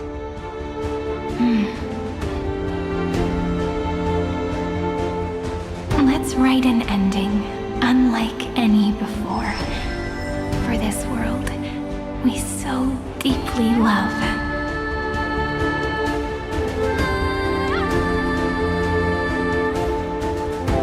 Behold, O gods, Amphoreus has achieved her victory, and the Era Nova approaches. The radiant soul has arrived, having walked through the bustling nights, bearing the golden fire and blood, stepping with pride into daylight.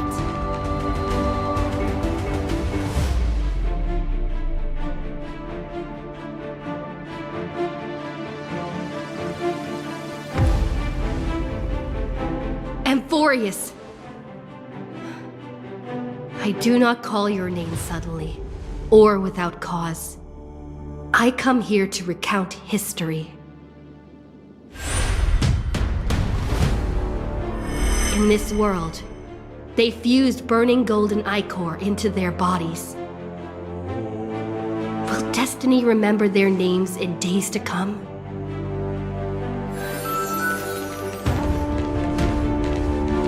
Isn't that gonna be way too many names to remember? 30 million times 1,000? No, wait. Times 1,001. Oh, let's not get hung up on that now. If there are more of us, then there will be more passages in Amphoreus too. Together, let's reach the end of the west wind where flowers bloom in spring. See you tomorrow.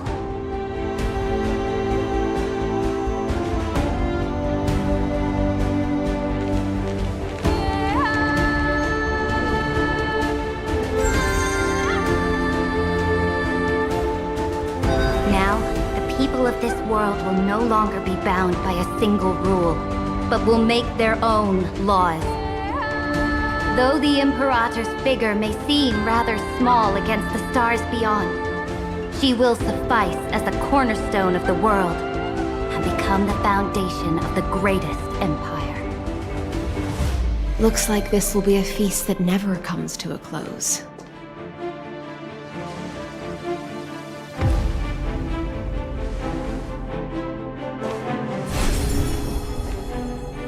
May the fish never leave the ocean. And may the days ahead shine like pearls.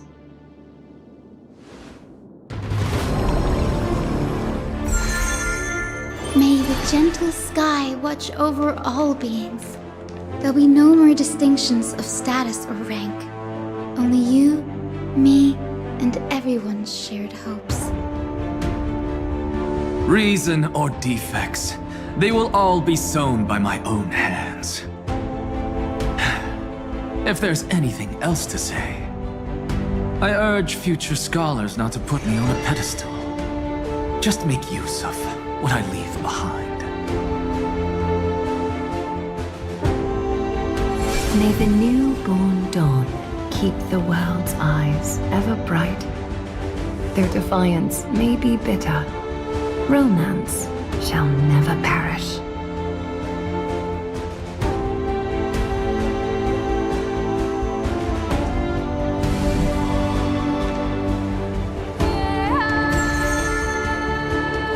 In the name of the son of Gorgo, warriors shall fight for strife, not with glory as their end, but to march forward in its light.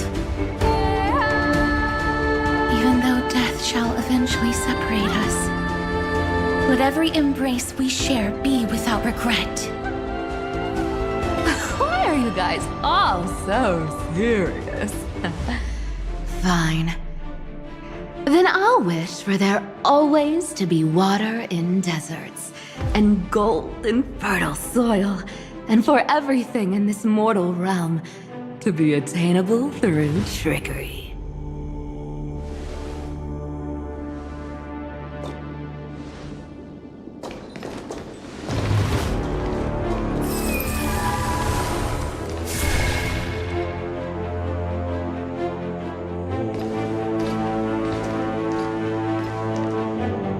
Earth shall protect the past, present, and future, eternally sustaining life. Is it my turn? Then let time watch over the past and guide us to the future.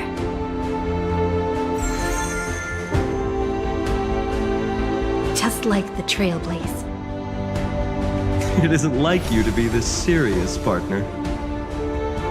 Are you hesitating about how to carry out the divine authority of world-bearing? Or do you already know the answer in your heart?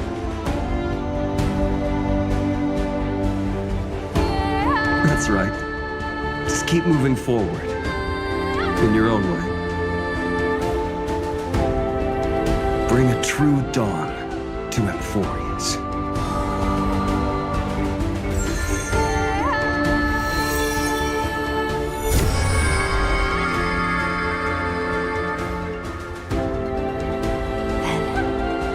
In the name of world-bearing, I promise you, Kefali will never forget this. And now, let us all embark on this final grand journey. Stand with me and become heroes.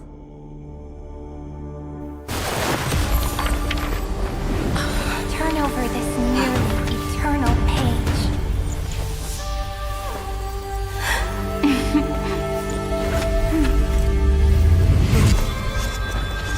Let the Trailblazer write an ending unlike any that ever was.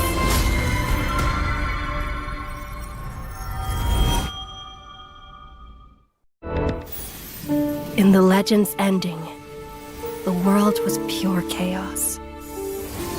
Then the gods cast down the Coreflames, and the Titans were born within. The destruction's black tide fell to the ground, as Doomsday's distant reckoning resounded. Yet still, there were giants who chased the flames, leading the way in the grand undertaking of Trailblaze. Flow, golden blood, flow. Converge into a boiling river that flows across the divine inscriptions of this world. Aglaia, the chrysalis of gold, you must caress the holy city's web and hearken to the sounds of the stars.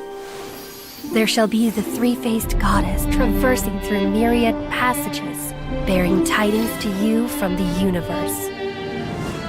Anaxagoras of reason has enough knowledge to refute the world and to stir up a torrent capable of enlightening all. Go seek the holy maiden who severs dawn from dusk, and let the sky become the slumbering cot from which she wakes. Make him return. Mightymost, the lance of fury, pierce the enemy's king with Kremnos' heroic souls. Set her at rest, Cyphra, the coin of whimsy. Command the frozen fate to once again flow. And that hand of shadow Castoris, the master of the River of Souls. She has been granted the right to embrace and warm new life, now blossoms at her fingertips. You will hear the chalice of plenty reverberating through eternity. You will see the Veil of Evernight visiting before the break of dawn. Until the journey's end, when all beings reach the end of the earth. And the nameless new king ascends the throne alongside countless heroes to embark on the grand mission of deliverance. I have witnessed the distant past, where the blazing sun once etched the footprints of humanity. The children of humanity, known as the Chrysos heirs, have restored the gods' Coreflames and once more upheld the world. Losses are a constant on the flame chase journey, among which even life itself holds little value. Therefore, we cast even ourselves into the flame, only to inscribe the opening stroke in the poem of creation.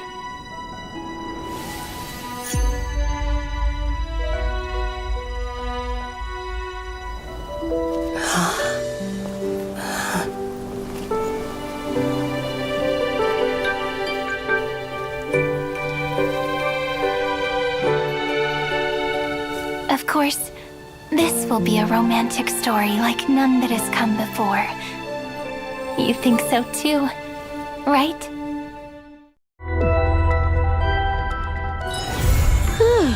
Fancy a coffee?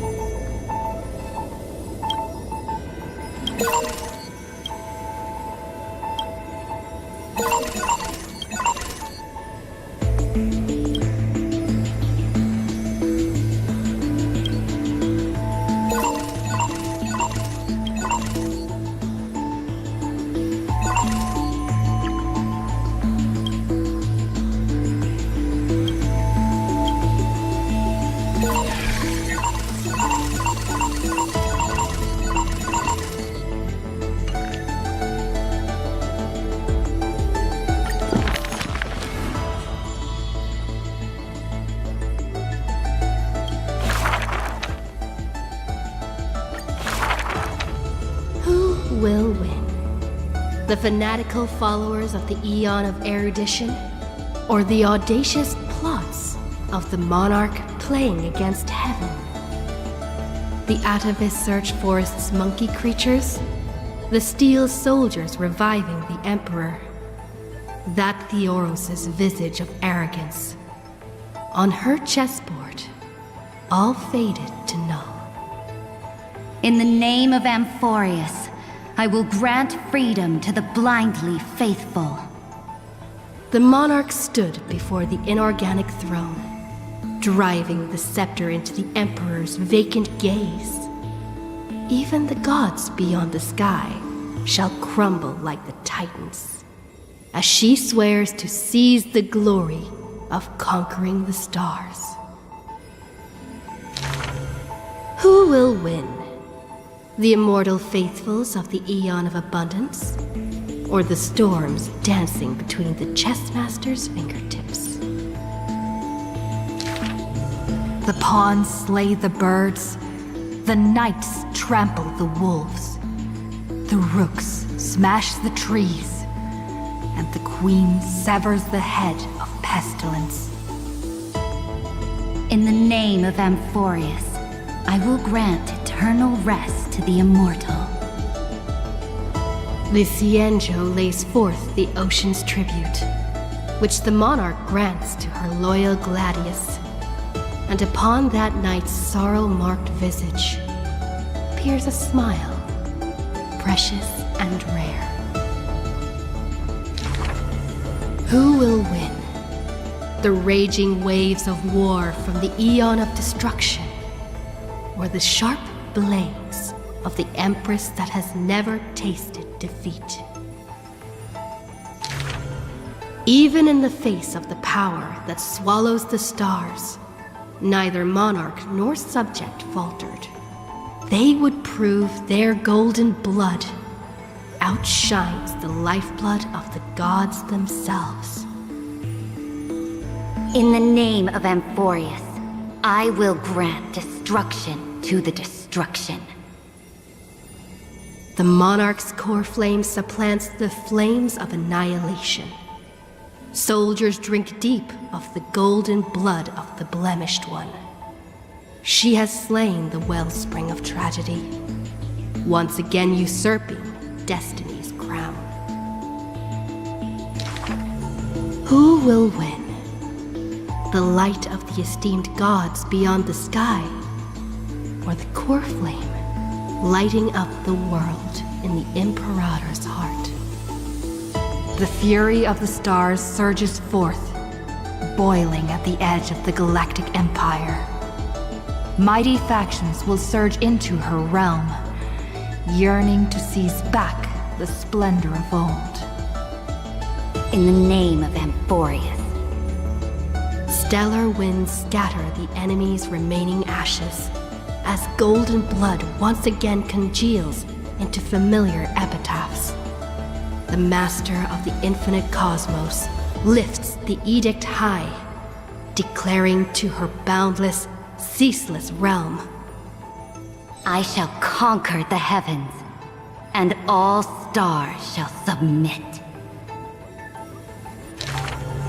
Chuckling, the Imperator tosses her final pawn, her previous delusions withering away during the game.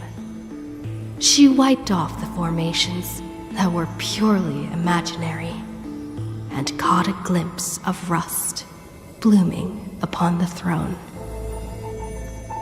On the night before the monarch faced fate, she left behind a grand dream of conquering the stars.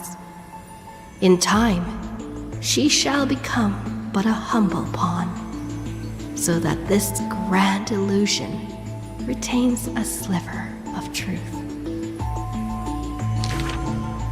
This world's game is nearing its conclusion, but in the distant future, for the raging and burning ambition, for the flame chase through 30 million creations, for the Imperator's realm and all her citizens. Who will win? I will win. Amphoreus will win.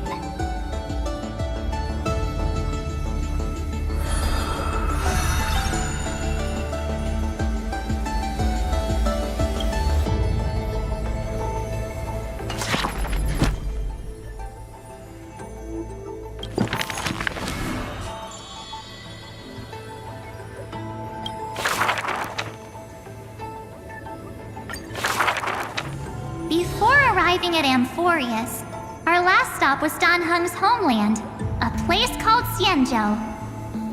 Xianzhou is just a general term. This starship is called the Luofu. I had some wonderful times there practicing swordplay. By the way, which is stronger, the bow or the sword? I'd say the sword. It can cleave a mountain in half. You've been watching too many immersia. I've been working my butt off just to avoid using a bow. Come on, let's become weapon masters together. To master a skill, one must first find a mentor. And I ended up with 2 of them. So, sometimes I run laps, sometimes I lift weights, and sometimes I do both at the same time. Looking back now, those days were really fulfilling. No pain, no gain. Am I right? Between sword practice sessions, I occasionally hit up the food stalls in Arum Alley to recharge with some delicious eats. Oh, Master Yun Li was right. These berry pheasant skewers are absolutely delicious. Hard work pays off. This girl's been up at the crack of dawn every day, and finally defeated countless formidable foes. I can testify. March really did defeat countless training dummies. Those wooden dummies aren't exactly easy to break. It takes real skill. Every hero's story needs a villain. And when it comes to the great heroine March 7th's nemesis, it's definitely gotta be Scott. Rather than a freight skiff, maybe an IPC eco ship would suit him better? Why?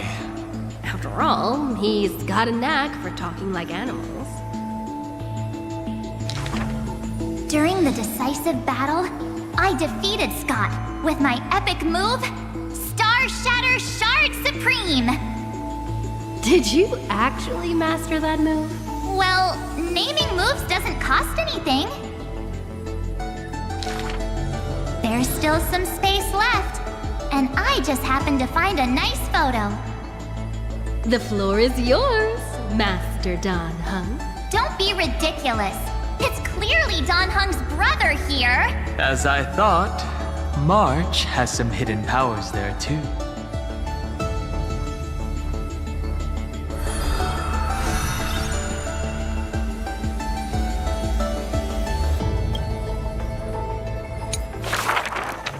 In memory of our first Trailblaze together. The 3 of us. On average, we got a wanted poster for every 3 planets we visited. If I could have used my hidden powers back then, they wouldn't have dared to draw me this ugly.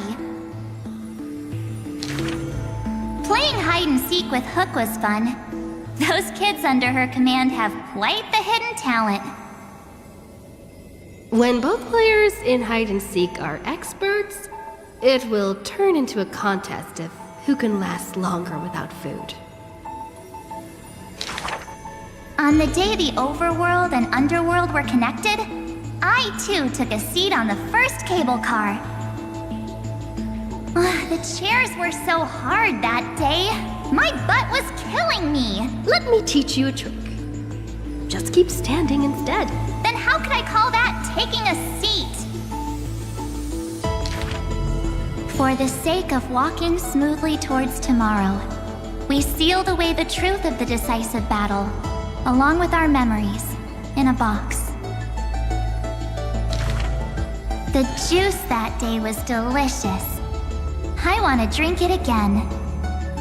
Ugh, that's Jim Roger bread soda. And what's with that March 7th themed blue and pink color in there? That's just food coloring. Hey, you two! Don't ruin the nostalgic mood!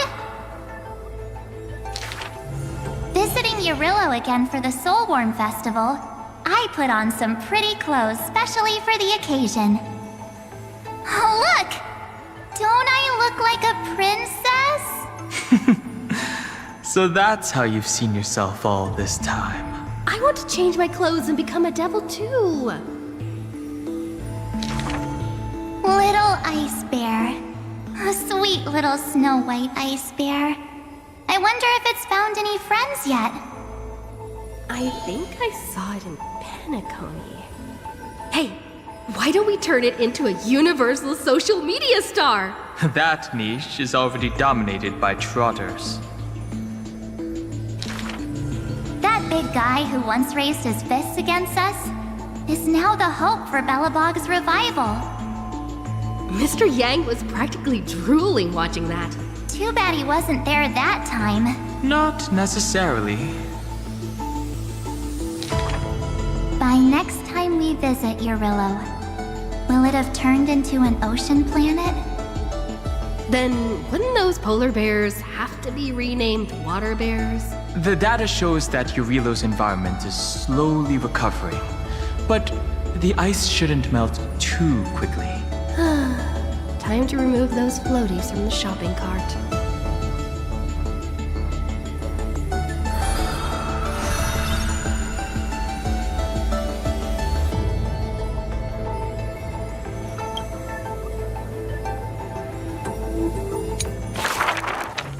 I heard I was once frozen in this ice block, drifting all over the universe. That's one way to go on a cosmic hitchhike. If the conductor hadn't hit the brakes back then, I probably would have punched a hole right through the car, huh? Stop being dramatic. The Express was the one that actively scooped you up. I remember there was some six-phased ice left after it melted. I used it to make a little figurine. Mr. Yang explained that it's called a figure, and then made me watch anime with him all night. That's the highest honor he can bestow. I want a figurine too. Every morning, the Express crew has breakfast together, but they're not always on time. I can't help it. I'm still sleepy. Next time, get up earlier and set an alarm. People who can get up right as soon as their alarm goes off are terrifying. This kind of person is capable of anything. My camera's full of Pom-Pom's photos. It's so much fun dressing up the conductor. Pom-Pom used to have a turtleneck uniform, but they've rarely worn it since March arrived. I love my room so much. I tidy it up every single day. Looking at it now, That photo wall must be the power of memories. By the way, I've been meaning to ask, where's the wardrobe? Take a guess. I remember Tychean, my most trailblazy of trailblazes. That grand debut cost me quite a few credits. So? What exactly happened? I saw a ball by the road, so I just casually kicked it. And then, bam. It flew right into the ceiling, through the venue. And scored 100 points, too. We'll travel together forever and ever.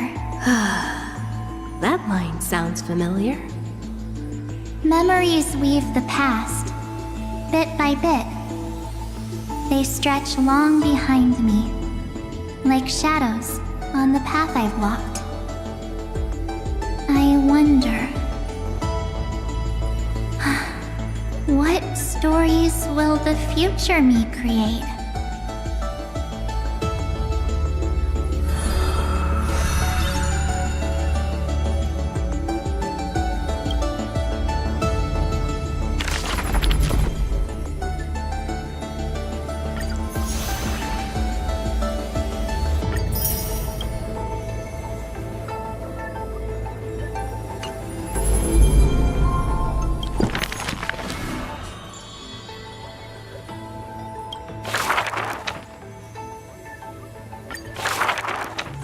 Another century of the Chrysos War. Rust, wails, and the blood of living souls seep into the earth, into the giant dragon's decaying bones and flesh. The trembling bedrock is the giant dragon's eyes. They see dromuses reduced to laborers and food. Mythical beasts turned into weapons of war. War and flames extinguish all their siblings. Yet the giant dragon is powerless, left only with bitter silence and memories filled with guilt. For Earth's trial is to bear the anguish of every living being that walks its surface. Upon the edge of doomsday, the giant dragon's will lies shattered, its scales broken. What greeted them is not a flower-covered Aranova, but a long-fallen black sword. How weak are strangers. Please surrender the Coreflame for the dawn.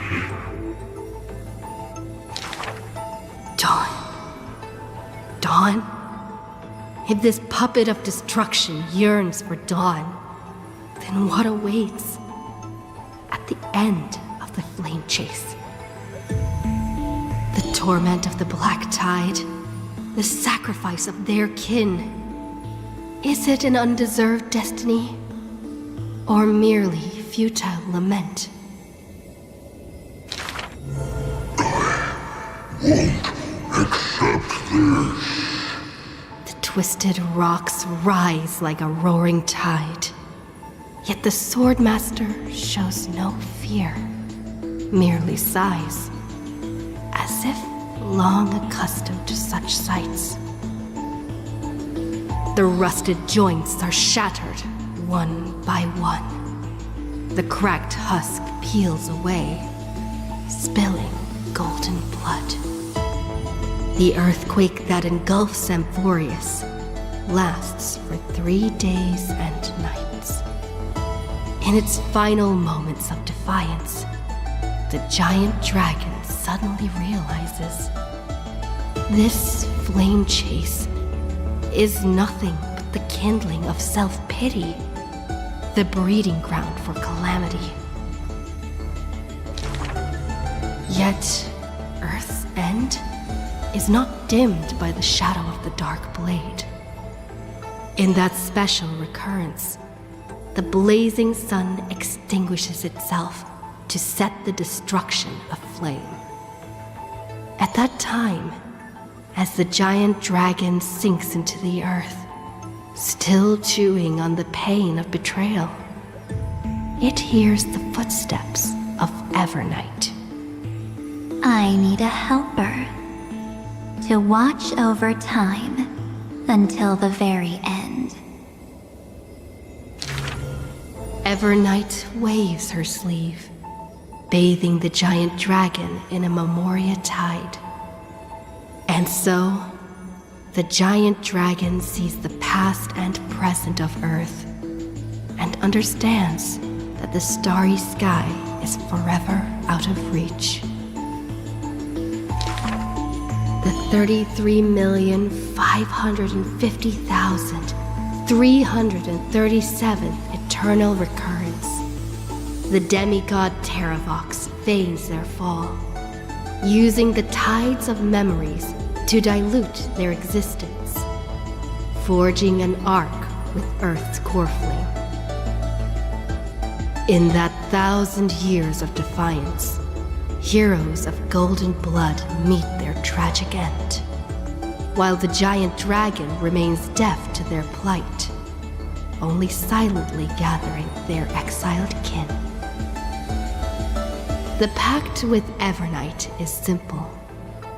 Time would erase the pain of Earth and cradle it in peaceful slumber among its own. And Earth shall become Time's ally, for it alone can keep watch until the end of the world.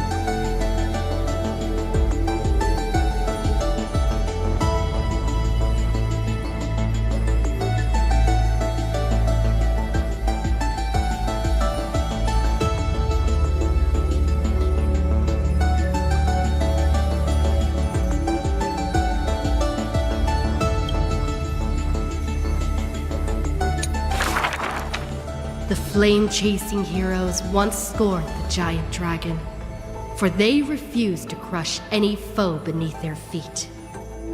A foolish earth beast. A heretic who refuses to serve the flame chase! After staying for several days, the giant dragon bids farewell to the Imperator. The flame chase is a glory that belongs only to the children of humanity. You are a benevolent beast. I had no intention of keeping you captive. A decree to protect innocent lives is about to be issued. All I ask is that you lend a hand to the flame chase in the future. Losses are a constant on the flame chase journey, yet the giant dragon remembers their creator's command. After leaving the Imperator's capital, the giant dragon shelters small beasts upon its back, only to be hunted by city-states hungry for meat. Arrows pour down like rain, unable to pierce the giant dragon's skin, yet cause the creatures on their back to wail and fall. Until a mighty force of reinforcements brings this tragedy to an end. They raised a shield wall for the giant dragon, then marched forth and crushed that city-state. Mountain dwellers are not a warlike people. Who are you? The leading knight answered loudly. I am Mountain Breaker, Geocles. All the world knows that protecting all of Earth's creations is the creed of the Dromas Legion. The world also knows the Dromas Legion is ever victorious. The giant dragon under the Mountain Breaker is silent, yet unstoppable. Endurance does not help with survival. Mountain Breaker always speaks of his friend this way, while the giant dragon only responds with a low growl. Soon after, when word came that the flame-chasing army targeted Earth, the Dromas riders set forth in full force, all to protect their creator. On the eve of the march, the giant dragon receives a secret message. Your one and only flame chase must be to slay your creator, and then fight to survive. Records state, in the Battle of the Abyss, the Dromas riders were broken after Terravox's betrayal. The Mountain Breaker shed his armor and fell from the cliffs to his end. Earth carved the memories of the betrayal into its strata, until Evernight would leaf through them. Oh, Earth. Time is willing to wash away that pain of betrayal.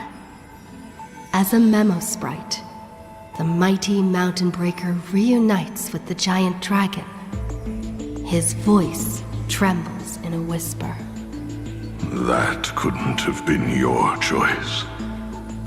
The giant dragon only responds with a low growl.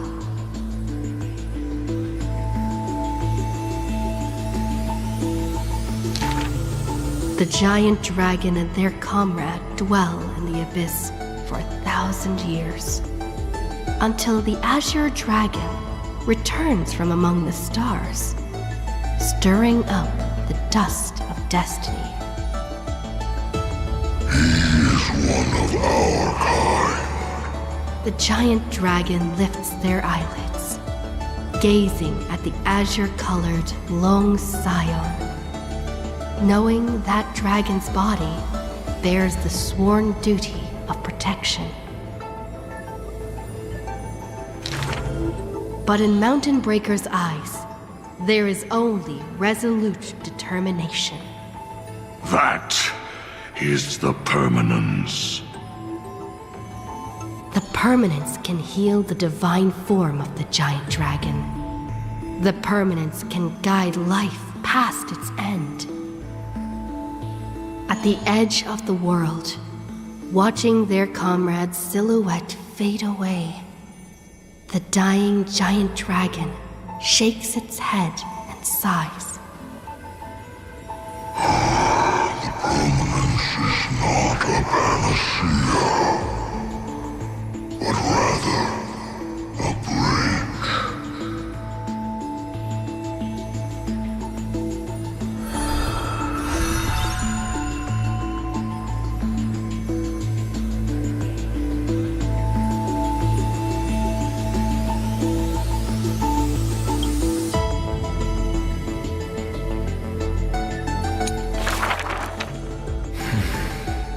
Years later, gazing up at the vast starry night sky, I often ponder, what does the permanence truly mean? The countless souls entrusted by Terravox still surge within my chest, like an eternally burning furnace. I once thought about finding them a home, and tried to communicate with them in my heart. And yet, the living beings of this world, they are now inseparable from me. As if from the very beginning, they were a branch of my own bloodline. Inseparable? After I told everyone, a heated discussion broke out in the express car. Will you turn into a little chimera and snuggle up in our arms? March 7th lets her imagination run wild. Maybe he'll become a baby seal. A magical beast would be fine too. I've always wanted to see that species. These are the reassuring words from Himiko and Mr. Yang. No matter what he becomes, Dan Heng will always be Dan Heng. Her words are unusually poetic. But if you become a Dromus, you absolutely must let me feed you red soil. Don't you even think about it. Sometimes I have dreams like this. Countless beings flee alongside me. Behind us, black floods blot out the sky as if to devour all signs of life. In our darkest hour, the living beings form a bridge of dragons, and I lead them limping towards the starry sky. At the end of the vast procession, a lone giant dragon comes to a halt, watching us depart into the distance.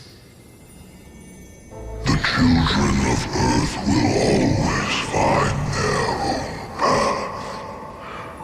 Thank you for being their bridge. Something stirs within me at the moment of awakening. Perhaps the legacy of the permanence lies not in recreating flesh, nor in the merging of bloodlines. One day, while browsing through the databank, I noticed an update on the universe's animal species. In an ocean-covered planet, a new species of seals evolved, with a penchant for bumping into things. On a barren desert wasteland, evolved a herd of red soil-craving beasts. Many familiar silhouettes are now active in the cosmic ecosystem, yet they are not my old Amphorean friends. This is their rebirth. This is life's way forward. Perhaps, just as Terravox wished, I've become a bridge bearing the weight of their life. They once shattered the battle formation of the mountain dwellers, tore open Giorios' chest, swallowed the Coreflame, only to resolutely pass it on.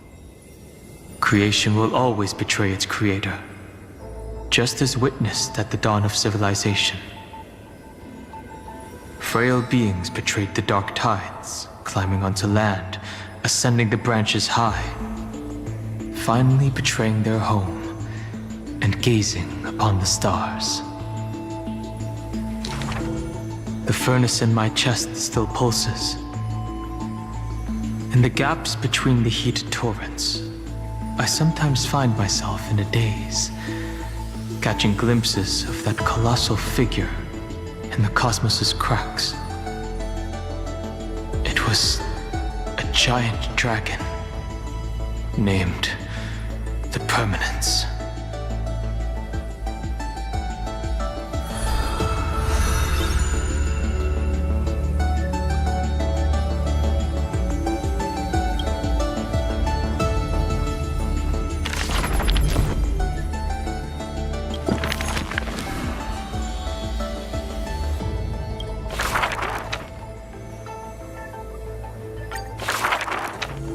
Having beheld the monarch's gifts, she fulfilled her demigod's destiny. The tides within her heart recede, and her requiem draws near. A sliver of light fell from a crack on the cave ceiling. A blazing ray pierces the surface of the sea. An aching urge to chase the light wells within her, and with the flick of her tail, she drifts towards the breach. In the deep sea, 1,000 years passed.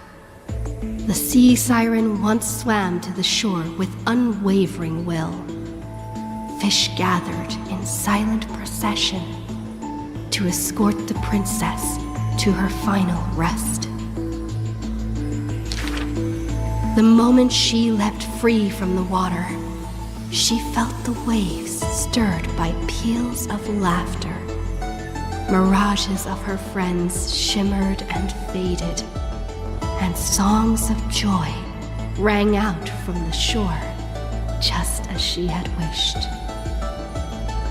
Dux Fragoris sliced the Droma's flank with a time-worn edge. Dux Brumalis cast an icy chalice, steaming with the breath of frost. Dux Halkalithist brimmed her vessel with honey brew, while Dux Carmenem unfurled a scroll of new verse. At last, you have arrived, our belated musician.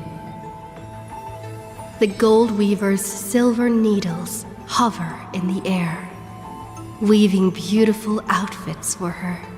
Electra accepts the gift that does not exist, as salty water wets her new attire.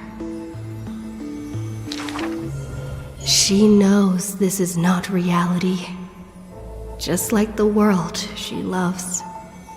Mere foam in the sea of stars. Even so,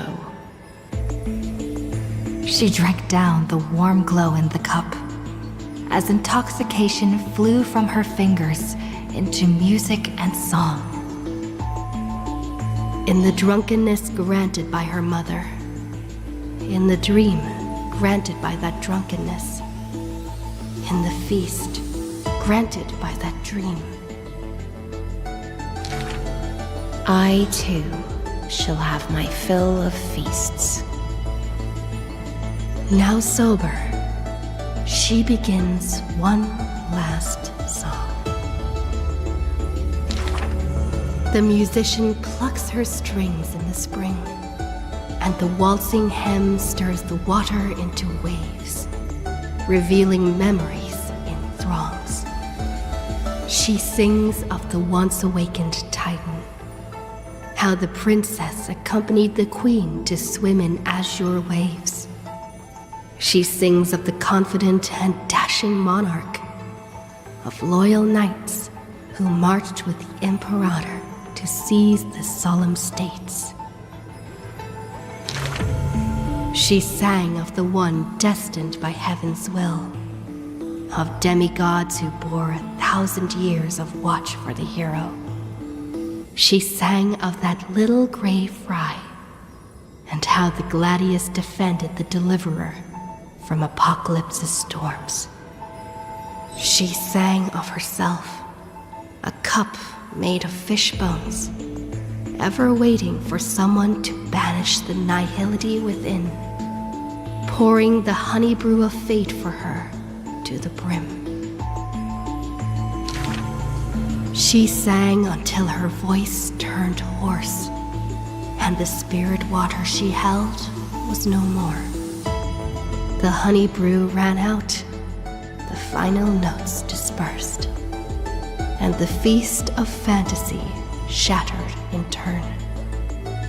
Before the deadly quiet seashore, she gave one final smile, then faded into sea foam. To the fish from beyond the sky, we shall sink into the past. For she had glimpsed the sky beyond the cave, and chose to believe in the promised future. embracing a hope as fragile as mist.